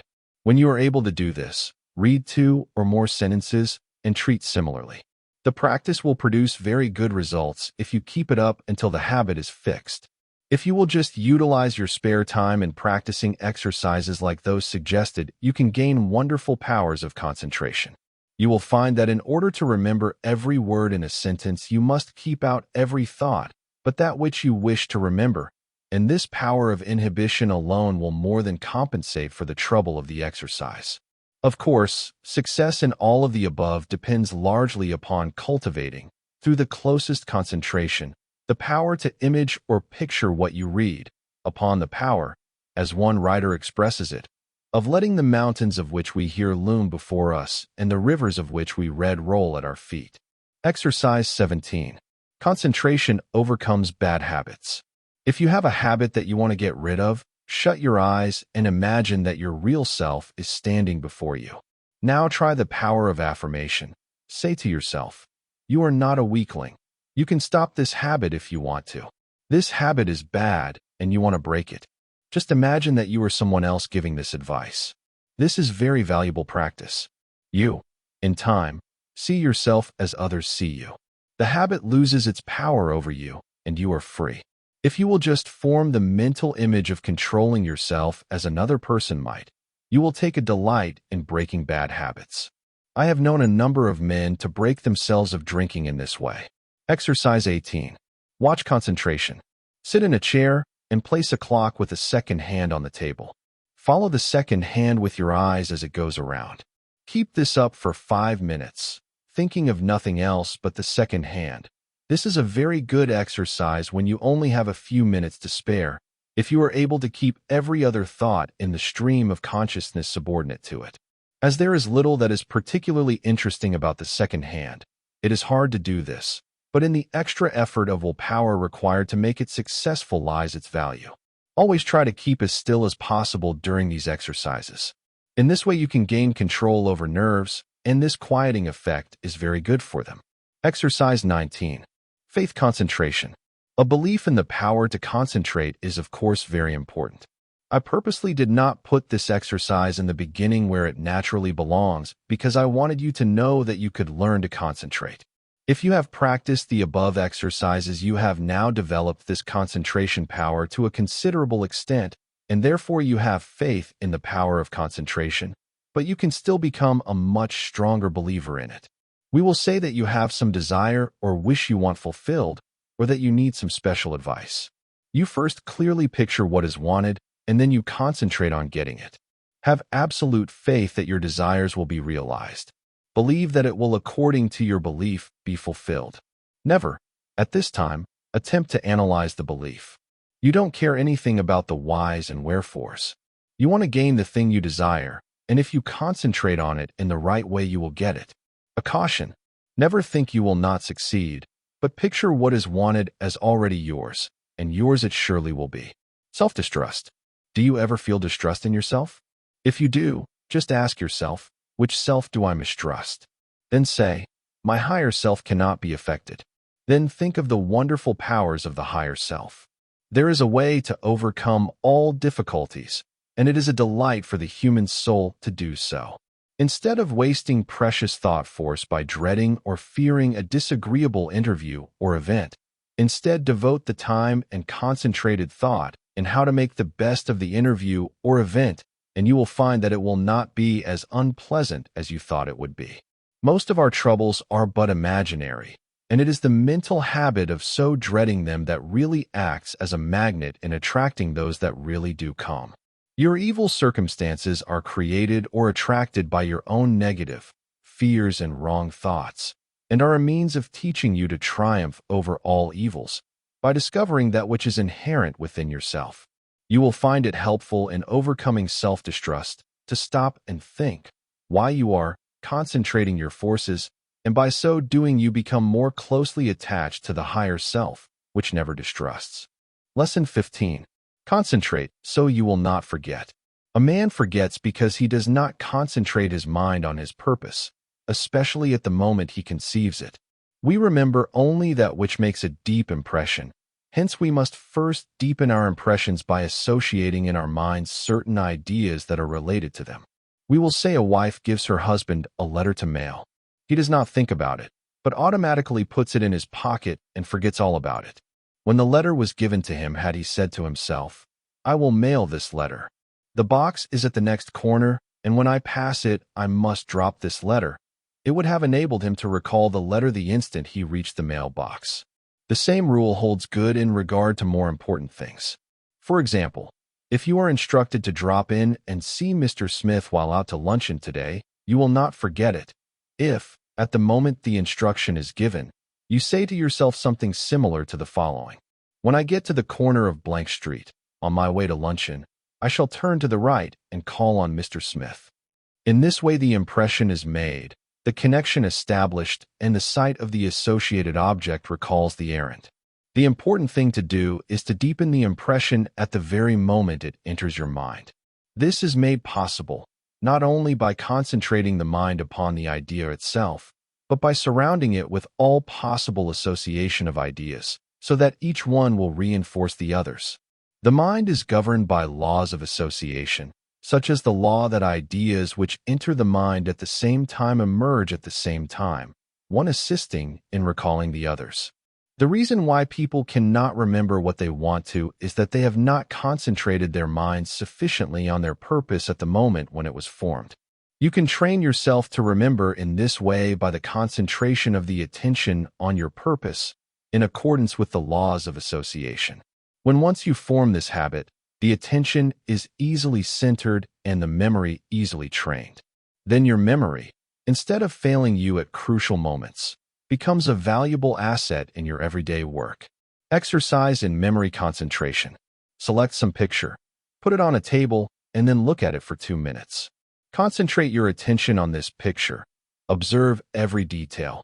Then shut your eyes and see how much you can recall about it. Think of what the picture represents, whether it is a good subject, whether it looks natural. Think of objects in foreground, middle ground, background, of details of color and form. Now open your eyes and hold yourself rigidly to the correction of each and every mistake. Close eyes again and notice how much more accurate your picture is. Practice until your mental image corresponds in every particular to the original. Nature is a wonderful instructor, but there are very few who realize that when we get in touch with nature, we discover ourselves. That by listening to her voice, with that curious, inner sense of ours, we learn the oneness of life and wake up to our own latent powers. Few realize that the simple act of listening and concentrating is our best interior power, for it brings us into close contact with the highest, just as our other senses bring us into touch with the coarser side of human nature. The closer we live to nature, the more developed is this sense. So-called civilization has overdeveloped our other senses at the expense of this one. Children unconsciously realize the value of concentration. For instance, when a child has a difficult problem to solve and gets to some knotty point which he finds himself mentally unable to do, though he tries his hardest, he will pause and keep quite still, leaning on his elbow, apparently listening. Then you will see, if you are watching, sudden illumination come, and he goes on happily and accomplishes his task. A child instinctively but unconsciously knows when he needs help. He must be quiet and concentrate. All great people concentrate and owe their success to it. The doctor thinks over the symptoms of his patient, waits, listens for the inspiration, though quite unconscious, perhaps, of doing so. The one who diagnoses in this way seldom makes mistakes. An author thinks his plot, holds it in his mind, and then waits, and illumination comes. If you want to be able to solve difficult problems, you must learn to do the same. Lesson 16. How concentration can fulfill your desire. It is a spiritual law that the desire to do necessarily implies the ability to do. You have all read of Aladdin's lamp, which accomplished such wonderful things. This, of course, is only a fairy story, but it illustrates the fact that man has within him the power, if he is able to use it, to gratify his every wish. If you are unable to satisfy your deepest longings, it is time you learned how to use your God-given powers. You will soon be conscious that you have latent powers within capable, when once developed, of revealing to you priceless knowledge and unlimited possibilities of success. Man should have plenty of everything and not merely substance to live on, as so many have. All natural desires can be realized. It would be wrong for the infinite to create wants that could not be supplied. Man's very soul is in his power to think, and it, therefore, is the essence of all created things. Every instinct of man leads to thought, and in every thought there is great possibility, because true thought development, when allied to those mysterious powers which perhaps transcend it, has been the cause of all the world's true progress. In the silence we become conscious of that something which transcends thought, and which uses thought as a medium for expression. Many have glimpses of that something, but few ever reach the state where the mind is steady enough to fathom these depths. Silent, concentrated thought is more potent than spoken words, for speech distracts from the focusing power of the mind by drawing more and more attention to the without. Man must learn more and more to depend on himself, to seek more for the infinite within. It is from this source alone that he ever gains the power to solve his practical difficulties. No one should give up when there is always the resources of infinity. The cause of failure is that men search in the wrong direction for success, because they are not conscious of their real powers that when used are capable of guiding them. The infinite within is foreign to those persons who go through life without developing their spiritual powers. But the infinite helps only he who helps himself. There is no such thing as a special providence. Man will not receive help from the infinite except to the extent that he believes and hopes and prays for help from this great source. Concentrate on what you want and get it. The weakling is controlled by conditions. The strong man controls conditions. You can be either the conqueror or the conquered. By the law of concentration, you can achieve your heart's desire. This law is so powerful that that which at first seems impossible becomes attainable. By this law, what you at first see as a dream becomes a reality. Remember that the first step in concentration is to form a mental image of what you wish to accomplish. This image becomes a thought seed that attracts thoughts of a similar nature. Around this thought, when it is once planted in the imagination or creative region of the mind, you group or build associated thoughts which continue to grow as long as your desire is keen enough to compel close concentration. Form the habit of thinking of something you wish to accomplish for 5 minutes each day. Shut every other thought out of consciousness. Be confident that you will succeed. Make up your mind that all obstacles that are in your way will be overcome and you can rise above any environment. You do this by utilizing the natural laws of the thought world, which are all-powerful. A great aid in the development of concentration is to write out your thoughts on that which lies nearest your heart and to continue, little by little, to add to it until you have as nearly as possible exhausted the subject. You will find that each day as you focus your forces on this thought at the center of the stream of consciousness, new plans, ideas, and methods will flash into your mind. There is a law of attraction that will help you accomplish your purpose.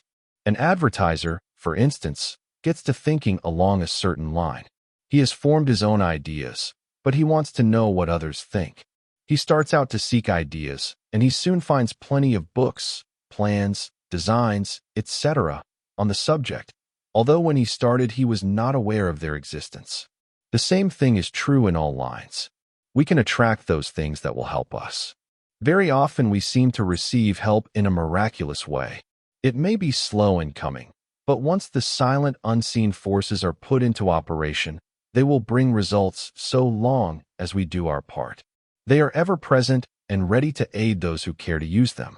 By forming a strong mental image of your desire, you plant the thought seed which begins working in your interest, and, in time, that desire, if in harmony with your higher nature, will materialize. It may seem that it would be unnecessary to caution you to concentrate only upon achievement that will be good for you and work no harm to another, but there are many who forget others and their rights, in their anxiety to achieve success. All good things are possible for you to have, but only as you bring your forces into harmony with that law that requires that we mete out justice to fellow travelers as we journey along life's road. So first think over the thing wanted and if it would be good for you to have. Say, I want to do this. I am going to work to secure it. The way will be open for me. If you fully grasp mentally the thought of success and hold it in mind each day, you gradually make a pattern or mold which in time will materialize. But by all means keep free from doubt and fear, the destructive forces. Never allow these to become associated with your thoughts.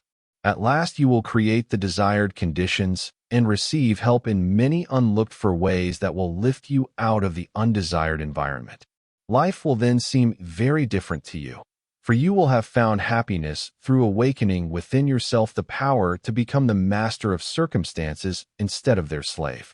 To the beginner in this line of thought, some of the things stated in this book may sound strange, even absurd, but instead of condemning them, give them a trial. You will find they will work out. The inventor has to work out his idea mentally before he produces it materially. The architect first sees the mental picture of the house he is to plan, and from this works out the one we see. Every object, every enterprise, must first be mentally created. I know a man that started in business with 13 cents and not a dollar's worth of credit.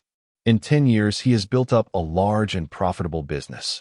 He attributes his success to two things: belief that he would succeed and hard work. There were times when it did not look like he could weather the storm. He was being pressed by his creditors who considered him bankrupt. They would have taken 50 cents on the dollar for his notes and considered themselves lucky. But by keeping up a bold front, he got an extension of time when needed. When absolutely necessary for him to raise a certain sum at a certain time, he always did it. When he had heavy bills to meet, he would make up his mind that certain people that owed him would pay by a certain date, and they always did. Sometimes he would not receive their check until the last mail of the day of the extension, and I have known him to send out a check with the prospect of receiving a check from one of his customers the following day. He would have no reason other than his belief in the power of affecting the mind of another by concentration of thought for expecting that check, but rarely has he been disappointed. Just put forth the necessary concentrated effort, and you will be wonderfully helped from sources unknown to you. Remember the mystical words of Jesus, the Master. Whatsoever thing ye desire when ye pray, pray as if ye had already received, and ye shall have. Lesson 17. Ideals developed by concentration. Through our paltry stir and strife, glows the wished ideal, and longing molds in clay what life carves in the marble reeled. Lowell. We often hear people spoken of as idealists. The fact is, we are all idealists to a certain extent, and upon the ideals we picture depends our ultimate success. You must have the mental image if you are to produce the material thing. Everything is first created in the mind. When you control your thoughts, you become a creator. You receive divine ideas and shape them to your individual needs. All things of this world are to you just what you think they are. Your happiness and success depend upon your ideals. You are responsible for every condition you go through, either consciously or unconsciously. The next step you take determines the succeeding step. Remember this. It is a valuable lesson. By concentrating on each step as you go along, you can save a lot of waste steps and will be able to choose a straight path instead of a roundabout road. Concentrate upon your ideals, and they will become material actualities. Through concentration, we work out our ideals in physical life. Your future depends upon the ideals you are forming now. Your past ideals are determining your present. Therefore, if you want a bright future, you must begin to prepare for it today. If persons could only realize that they can only injure themselves, that when they are apparently injuring others they are really injuring themselves, what a different world this would be. We say a man is as changeable as the weather. What is meant is his ideals change. Every time you change your ideal, you think differently. You become like a rudderless boat on an ocean. Therefore, realize the importance of holding to your ideal until it becomes a reality. You get up in the morning determined that nothing will make you lose your temper. This is your ideal of a person of real strength and poise. Something takes place that upsets you completely, and you lose your temper. For the time being, you forget your ideal. If you had just thought a second of what a well-poised person implies, you would not have become angry. You lose your poise when you forget your ideal. Each time we allow our ideals to be shattered, we also weaken our willpower. Holding to your ideals develops willpower. Don't forget this. Why do so many men fail? Because they don't hold to their ideal until it becomes a mental habit. When they concentrate on it to the exclusion of all other things, it becomes a reality. I am that which I think myself to be. Ideals are reflected to us from the unseen spirit. The laws of matter and spirit are not the same. One can be broken, but not the other. To the extent that ideals are kept, is your future assured. It was never intended that man should suffer. He has brought it upon himself by disobeying the laws of nature. He knows them, so cannot plead ignorance. Why does he break them? Because he does not pay attention to those ideals flashed to him from the infinite spirit. Life is but one continuous unfoldment, and you can be happy every step of the way or miserable, as you please. It all depends upon how we entertain those silent whisperings that come from we know not where. We cannot hear them with mortal ear, but from the silence they come as if they were dreams, not to you or me alone, but to everyone. In this way the grandest thoughts come to us, to use or abuse. So search not in treasured volumes for noble thoughts, but within, and bright and glowing vision will come to be realized now and hereafter. You must give some hours to concentrated, consistent, persistent thought. You must study yourself and your weaknesses. No man gets over a fence by wishing himself on the other side. He must climb. No man gets out of the rut of dull, tiresome, monotonous life by merely wishing himself out of the rut. He must climb. If you are standing still or going backward, there is something wrong. You are the man to find out what is wrong. Don't think that you are neglected, or not understood, or not appreciated. Such thoughts are the thoughts of failure. Think hard about the fact that men who have got what you envy got it by working for it. Don't pity yourself, criticize yourself. You know that the only thing in the world that you have got to count upon is yourself. Lesson 18. Mental control through creation. I attended a banquet of inventors recently. Each inventor gave a short talk on something he thought would be accomplished in the future. Many very much needed things were spoken of. One inventor spoke of the possibilities of wireless telephone. Distance, he said, would shortly be annihilated. He thought we would soon be able to talk to the man in the submarine 40 fathoms below the surface and 1,000 miles away. When he got through, he asked if there were any that doubted what he said. No one spoke up. This was not a case of tactful politeness, as inventors like to argue, but a case where no one present really doubted that the inventor's vision would, in the future, materialize. These shrewd men, some real geniuses, all thought we would in time be able to talk to those 1,000 miles away without media. Now, if we can make an instrument so wonderful that we can send wireless messages 1,000 miles, is there any reason why we should not, through mental control, transmit messages from one person to another? The wireless message should not be as easy to send as the projected thought. The day will come when all business will employ highly developed persons to send out influences. These influences will be so dominating that employees will be partly controlled by them, and so you will profit more and more by your mental powers and depend on them to draw to you all forces of a helpful nature. You will be constantly sending out suggestions to your employees and friends. They will receive these unconsciously, but in case yours is the stronger personality, they will carry them out the same as if you had spoken them. This is being done even today. A finely organized company secures the combined effort of all its men. They may be each doing a different kind of work, but all work to bring about the very best results. The whole atmosphere is impregnated with a high standard of workmanship. Everyone feels he must do his best. He could not be in such surroundings and be satisfied to do anything but his best work. A business will succeed only to the extent that the efforts of all are coordinated towards one result. At least one person is needed to direct all toward the desired end. The person at the head does not have to exactly outline to the others what steps to take, but he must possess the mental power of control over others. An up-to-date business letter is not written in a casual, commonplace way today. The writer tries to convey something he thinks the receiver will be interested to know. In this way, he awakens a responsive spirit. Sometimes just the addition of a word or two will change a letter of the matter-of-fact style to one that compels a response. It is not always what is actually in a letter, but the spirit which it breathes that brings results. That intangible something that defies analysis is the projected thought of the master that brings back the harvest that it claims. But we should not always claim success for ourselves only. If you are anxious that some friend or relative should succeed, think of this person as becoming successful. Picture him in the position you would like to see him in. If he has a weakness, desire and command that it be strengthened. Think of his shortcomings which belong to his negative nature as being replaced by positive qualities. Take a certain part of the day to send him thoughts of an upbuilding nature. You can in this way arouse his mental powers into activity, and once aroused, they will assert themselves and claim their own.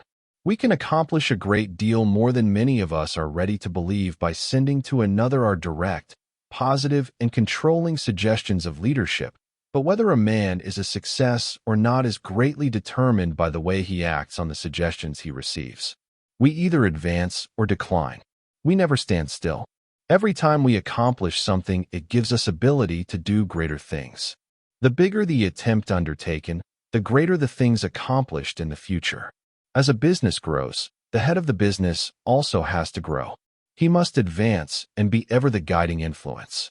By his power to control, he inspires confidence in those associated with him. Often employees are superior to their employers in some qualities, and, if they had studied, instead of neglected their development, they could have been employers of more commanding influence than those whom they serve.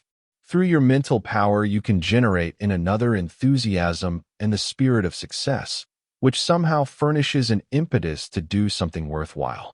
In concentrated mental control, there is a latent power more potent than physical force.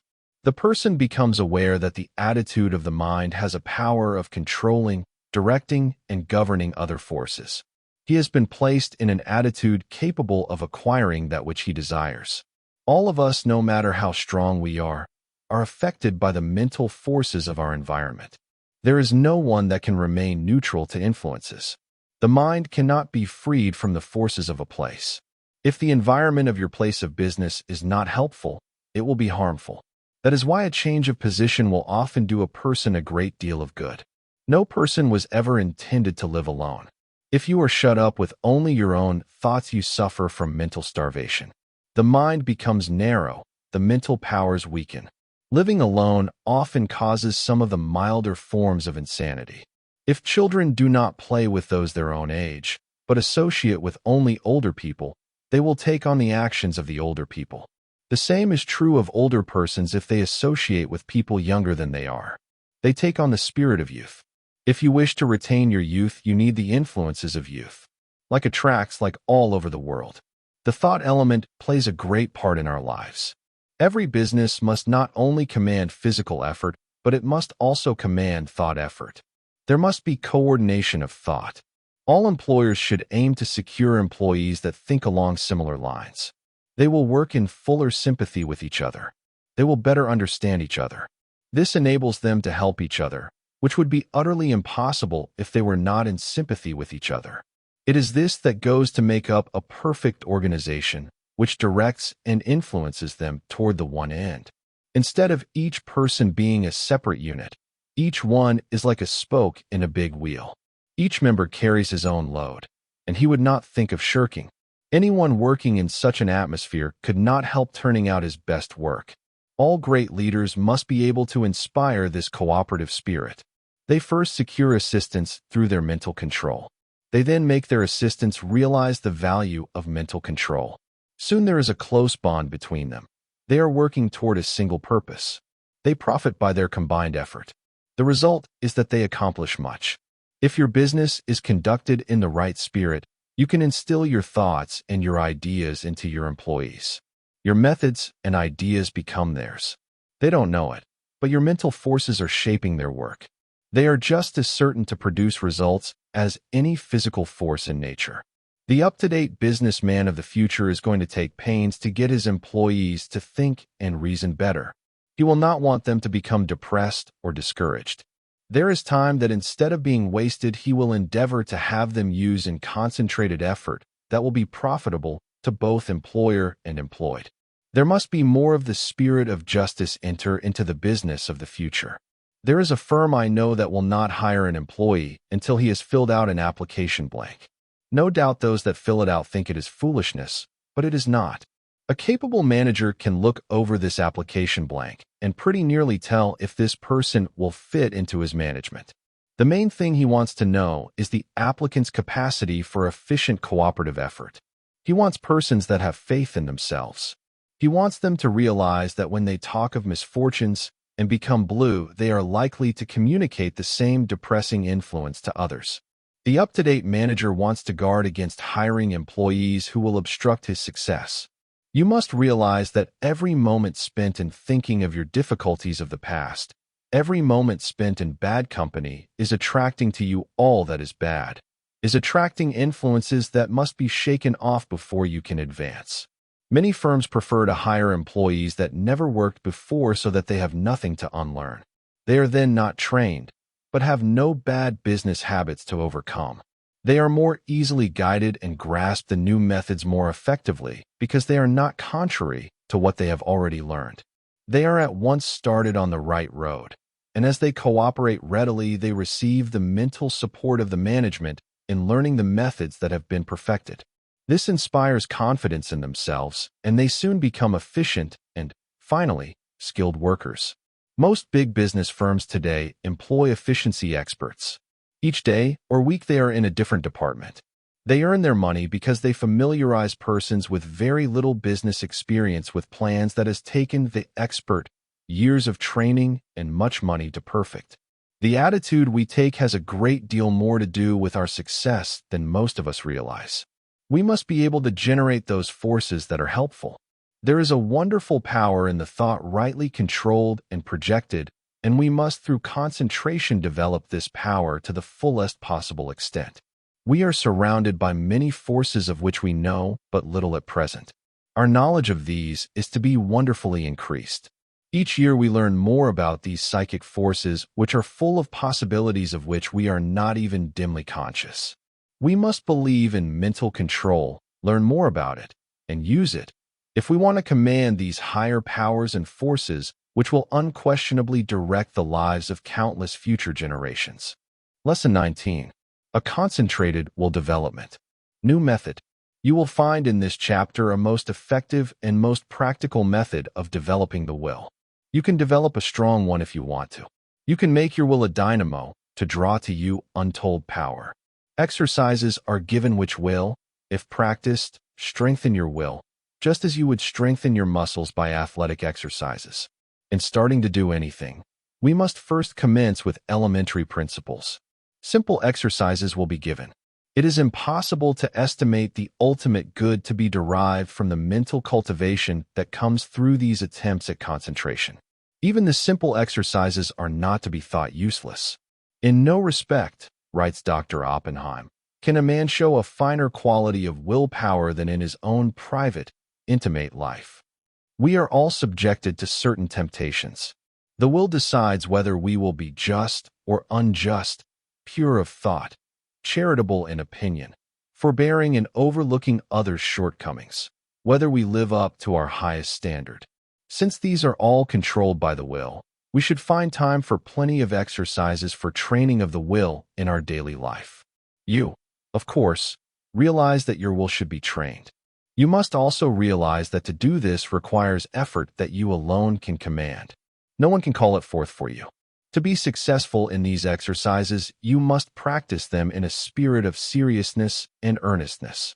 I can show you how to train your will, but your success depends upon your mastery and application of these methods. New methods of will training. Select a quiet room where you will not be interrupted. Have a watch to determine the time, and a notebook in which to enter observations. Start each exercise with date and time of day. Exercise 1. Time decided on. Select some time of the day when most convenient. Sit in a chair and look at the doorknob for 10 minutes. Then write down what you experienced. At first it will seem strange and unnatural. You will find it hard to hold one position for 10 minutes. But keep as still as you can. The time will seem long, for it will probably be the first time you ever sat and did nothing for 10 minutes. You will find your thoughts wandering from the doorknob, and you will wonder what there can be in this exercise. Repeat this exercise for 6 days. 10 p.m. Second day. Notes. You should be able to sit quieter, and the time should pass more quickly. You will probably feel a little stronger because of gaining a better control of your will. It will brace you up, as you have kept your resolution. 10 p.m. Third day. Notes.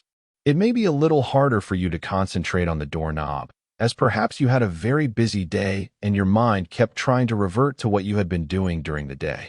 Keep on trying, and you will finally succeed in banishing all foreign thoughts. Then you should feel a desire to gain still more control. There is a feeling of power that comes over you when you are able to carry out your will. This exercise will make you feel bigger, and it awakens a sense of nobility and manliness. You will say, I find that I can actually do what I want to and can drive foreign thoughts out. The exercise, I can now see, is valuable. 10 p.m. Fourth day. Notes. I found that I could look at the doorknob and concentrate my attention on it at once. Have overcome the tendency to move my legs. No other thoughts try to enter, as I have established the fact that I can do what I want to do and do not have to be directed. I feel that I am gaining in mental strength. I can now see the wonderful value of being the master of my own will force. I know now if I make a resolution, I will keep it. I have more self-confidence and can feel my self-control increasing. 10 p.m., 5th day. Notes.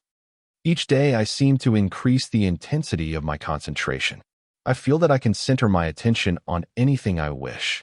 10 p.m., 6th day. Notes. I can instantly center my whole attention on the doorknob. Feel that I have thoroughly mastered this exercise and that I am ready for another. You have practiced this exercise enough, but before you start another, I want you to write a summary of just how successful you were in controlling the flitting impulses of the mind and will. You will find this an excellent practice.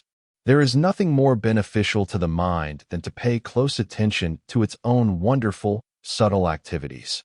Exercise 2. Secure a package of playing cards. Select some time to do the exercise. Each day at the appointed time, take the pack in one hand, and then start laying them down on top of each other just as slowly as you can, with an even motion. Try to get them as even as possible. Each card laid down should completely cover the under one. Do this exercise for 6 days. First day. Notes. Task will seem tedious and tiresome. Requires the closest concentration to make each card completely cover the preceding one. You will probably want to lay them down faster. It requires patience to lay them down so slowly, but benefit is lost if not so placed. You will find that at first your motions will be jerky and impetuous. It will require a little practice before you gain an easy control over your hands and arms. You probably have never tried to do anything in such a calm way. It will require the closest attention of your will, but you will find that you are acquiring a calmness you never had before. You are gradually acquiring new powers. You recognize how impulsive and impetuous you have been, and how, by using your will, you can control your temperament. Second day. Notes. You start laying the cards down slowly. You will find that by practice you can lay them down much faster. But you want to lay them down slowly, and therefore you have to watch yourself. The slow, steady movement is wearisome. You have to conquer the desire of wanting to hurry up. Soon you will find that you can go slowly or fast at will. Third day. Notes. You still find it hard to go slowly. Your will urges you to go faster. This is especially true if you are impulsive, as the impulsive character finds it very difficult to do anything slowly and deliberately. It goes against the grain. This exercise still is tiresome, but when you do it, it braces you up mentally. You are accomplishing something you do not like to do. It teaches you how to concentrate on disagreeable tasks. Writing these notes down you will find very helpful. Fourth day. Notes. I find that I am beginning to place the cards in a mathematical way. I find one card is not completely covering another. I am getting a little careless and must be more careful. I command my will to concentrate more. It does not seem so hard to bring it under control. Fifth day. Notes. I find that I am overcoming my jerky movements, that I can lay the cards down slowly and steadily. I feel that I am rapidly gaining more poise. I am getting better control over my will each day, and my will completely controls my movements. I begin to look on my will as a great governing power. I would not think of parting with the knowledge of will I have gained. I find it is a good exercise and know it will help me to accomplish my tasks. Sixth day. Notes. I begin to feel the wonderful possibilities of the will. It gives me strength to think of the power of will. I am able to do so much more and better work now that I realize that I can control my will action. Whatever my task, my will is concentrated on it.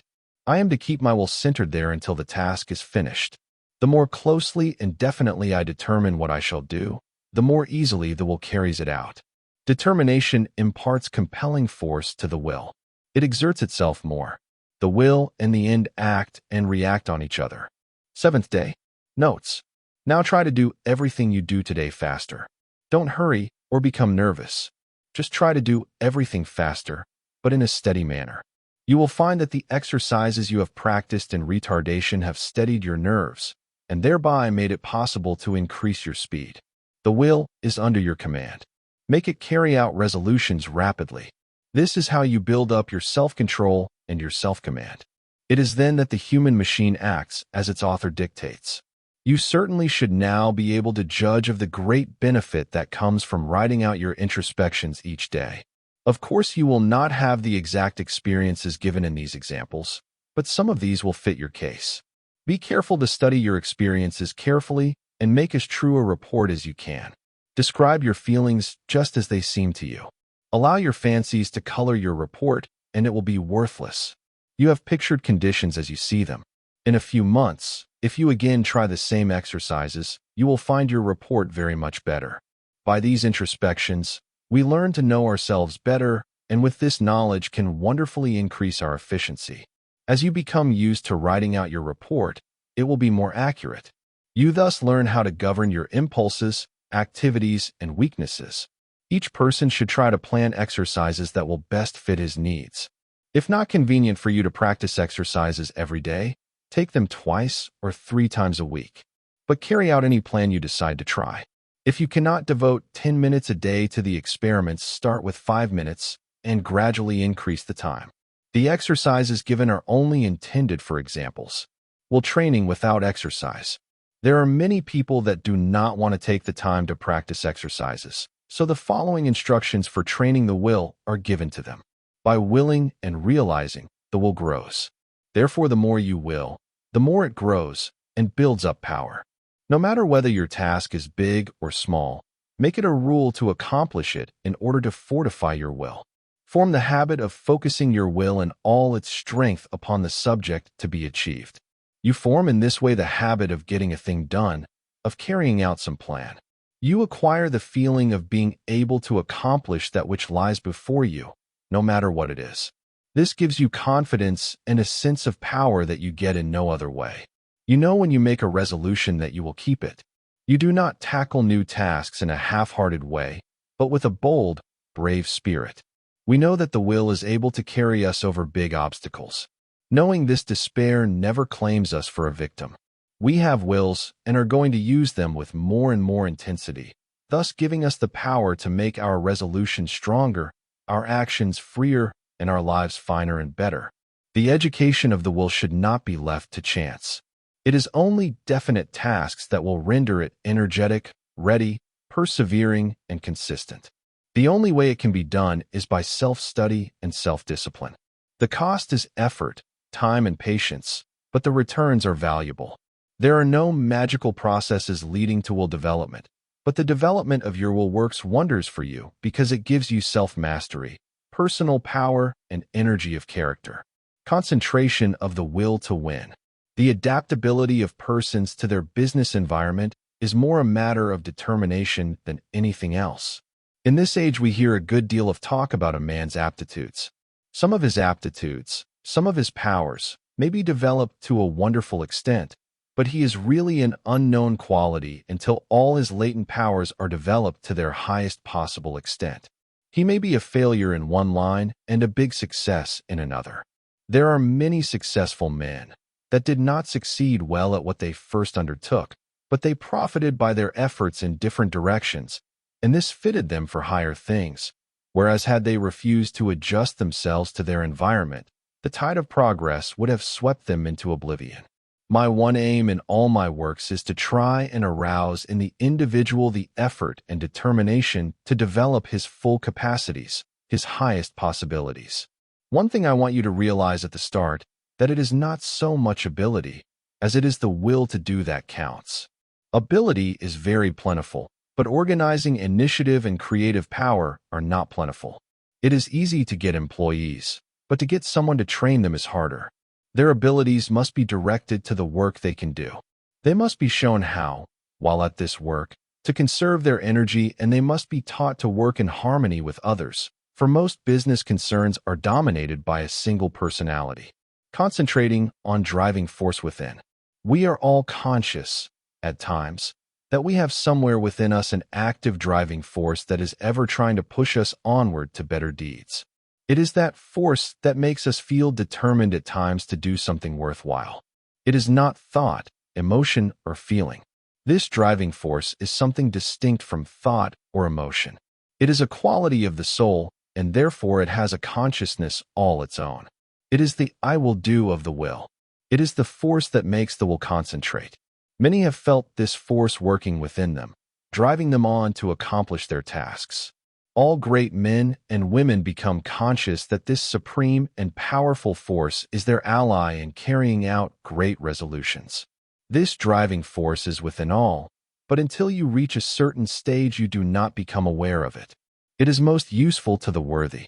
It springs up naturally without any thought of training. It comes unprovoked and leaves unnoticed. Just what this force is we do not know, but we do know that it is what intensifies the will in demanding just and harmonious action. The ordinary human being, merely as merchandise, if he could be sold as a slave, would be worth $10,000.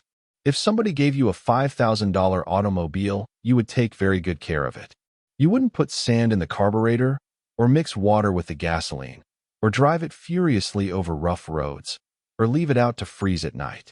Are you quite sure that you take care of your own body, your own health, your only real property, as well as you would take care of a $5,000 automobile if it were given to you? The man who mixes whiskey with his blood is more foolish than a man would be if he mixed water with gasoline in his car. You can get another car, you cannot get another body. The man who misses sleep lives irregularly, bolts his food so that his blood supply is imperfect. That is a foolish man treating himself as he would not treat any other valuable piece of property. Do you try to talk with men and women who know more than you do? And do you listen rather than try to tell them what you know? There are 100,000 men of 50 and men of 60 running along in the old rut, any one of whom could get out of it and be counted among the successful men if only the spark could be found to explode the energy within them now going to waste. Each man must study and solve his own problem. Lesson XX. Concentration reviewed.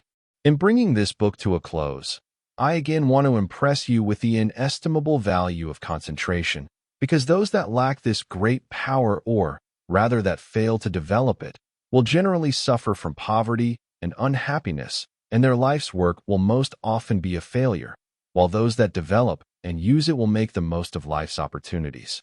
I have tried to make these lessons practical, and I am sure that many will find them so. Of course, the mere reading of them will not do you a great deal of good, but if the exercises are practiced and worked out and applied to your own individual case, you should be able to acquire the habit of concentration in such measure as to greatly improve your work and increase your happiness. But remember, the best instruction can only help you to the extent to which you put it into practice. I have found it an excellent idea to read a book through first and then reread it. And when you come to an idea that appeals to you, stop and think about it. Then, if applicable to you, repeat it over and over, that you will be impressed by it. In this way, you can form the habit of picking out all the good things you read, and these will have a wonderful influence on your character. In this closing chapter, I want to impress you to concentrate on what you do. Instead of performing most of your work unconsciously or automatically, until you have formed habits that give you the mastery of your work and your life powers and forces. Very often, the hardest part of work is thinking about it. When you get right into it, it does not seem so disagreeable. This is the experience of many when they first commence to learn how to concentrate. So never think it a difficult task, but undertake it with the I will spirit, and you will find that its acquirement will be as easy as its application will be useful. Read the life of any great man, and you will generally find that the dominant quality that made him successful was the ability to concentrate. Study those that have been failures, and you will often find that lack of concentration was the cause. One thing at a time, and that done well, is a good rule as I can tell. All men are not born with equal powers, but it is the way they are used that counts. Opportunity knocks at every man's door. Those that are successful hear the knock and grasp the chance. The failures believe that luck and circumstances are against them. They always blame someone else instead of themselves for their lack of success. We get what is coming to us, nothing more or less. Anything within the universe is within your grasp. Just use your latent powers, and it is yours.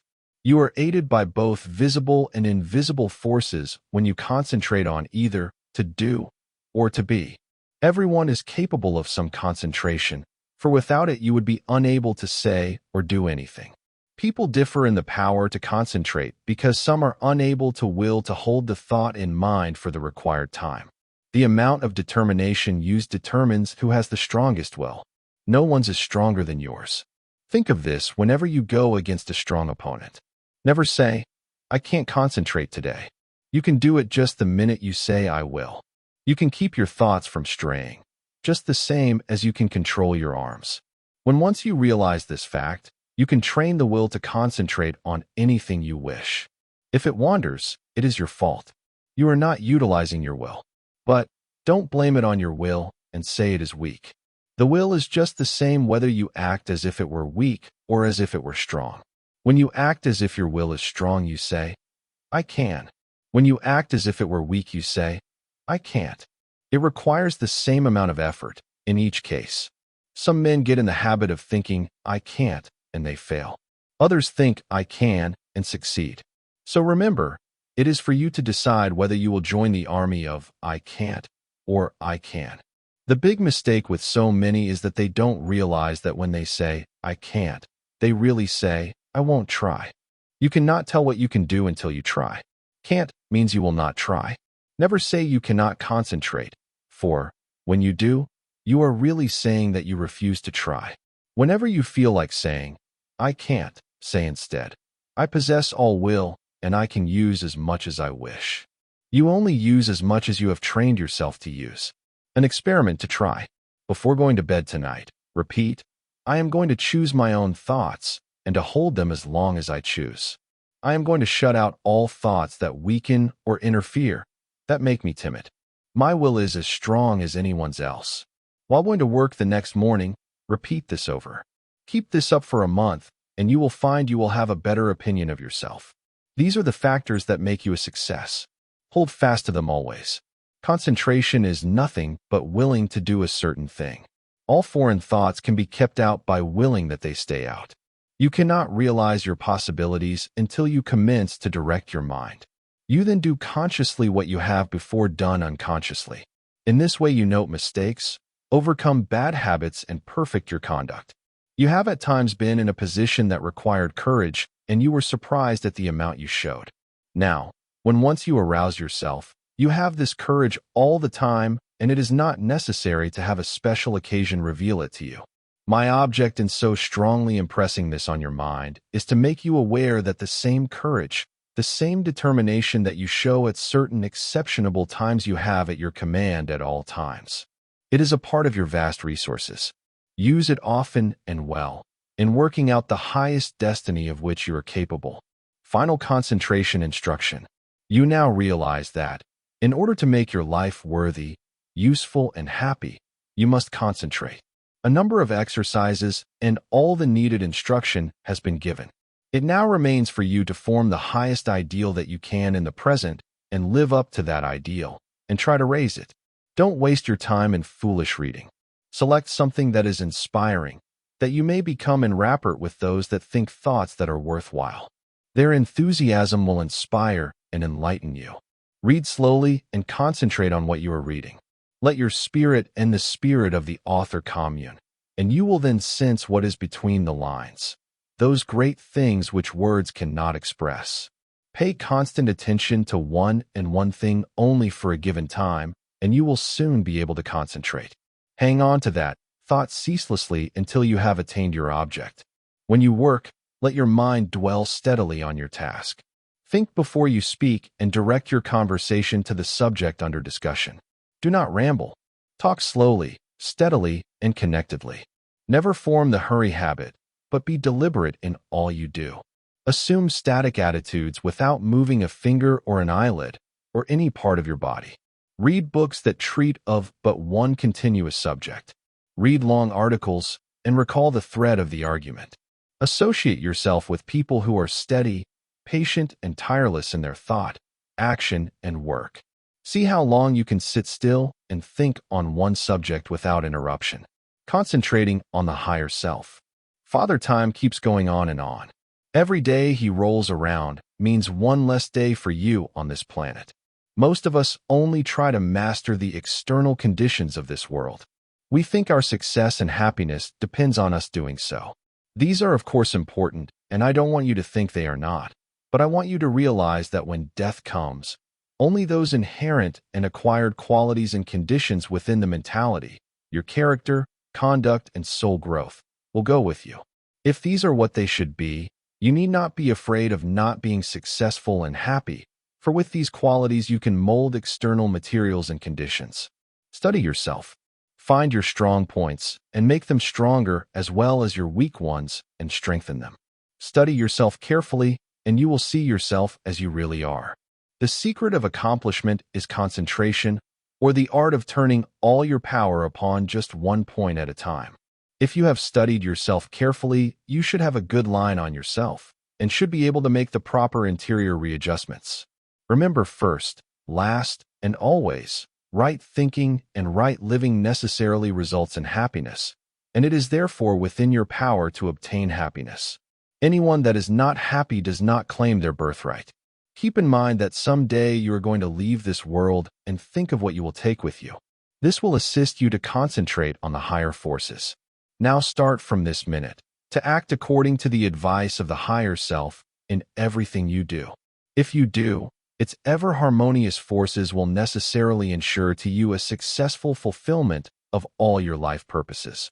Whenever you feel tempted to disobey your higher promptings, hold the thought, "My higher self ensures to me the happiness of doing that which best answers my true relations to all others." You possess latent talents that when developed and utilized are of assistance to you and others. But if you do not properly use them, you shirk your duty, and you will be the loser and suffer from the consequences. Others will also be worse off if you do not fulfill your obligations. When you have aroused into activity your thought powers, you will realize the wonderful value of these principles in helping you to carry out your plans. The right in the end must prevail. You can assist in the working out of the great plan of the universe and thereby gain the reward, or you can work against the great plan and suffer the consequences. The all-consuming fires are gradually purifying all discordant elements. If you choose to work contrary to the law, you will burn in its crucible. So I want you to learn to concentrate intelligently on becoming in harmony with your higher self. Hold the thought, "I will live for my best. I seek wisdom, self-knowledge, happiness, and power to help others. I act from the higher self, therefore only the best can come to me." The more we become conscious of the presence of the higher self, the more we should try to become a true representative of the human soul in all its wholeness and holiness, instead of wasting our time dwelling on some trifling external quality or defect. We should try to secure a true conception of what we really are so as not to overvalue the external furnishings. You will then not surrender your dignity or self-respect when others ignorantly make a display of material things to show off. Only the person that realizes that he is a permanent being knows what the true self is.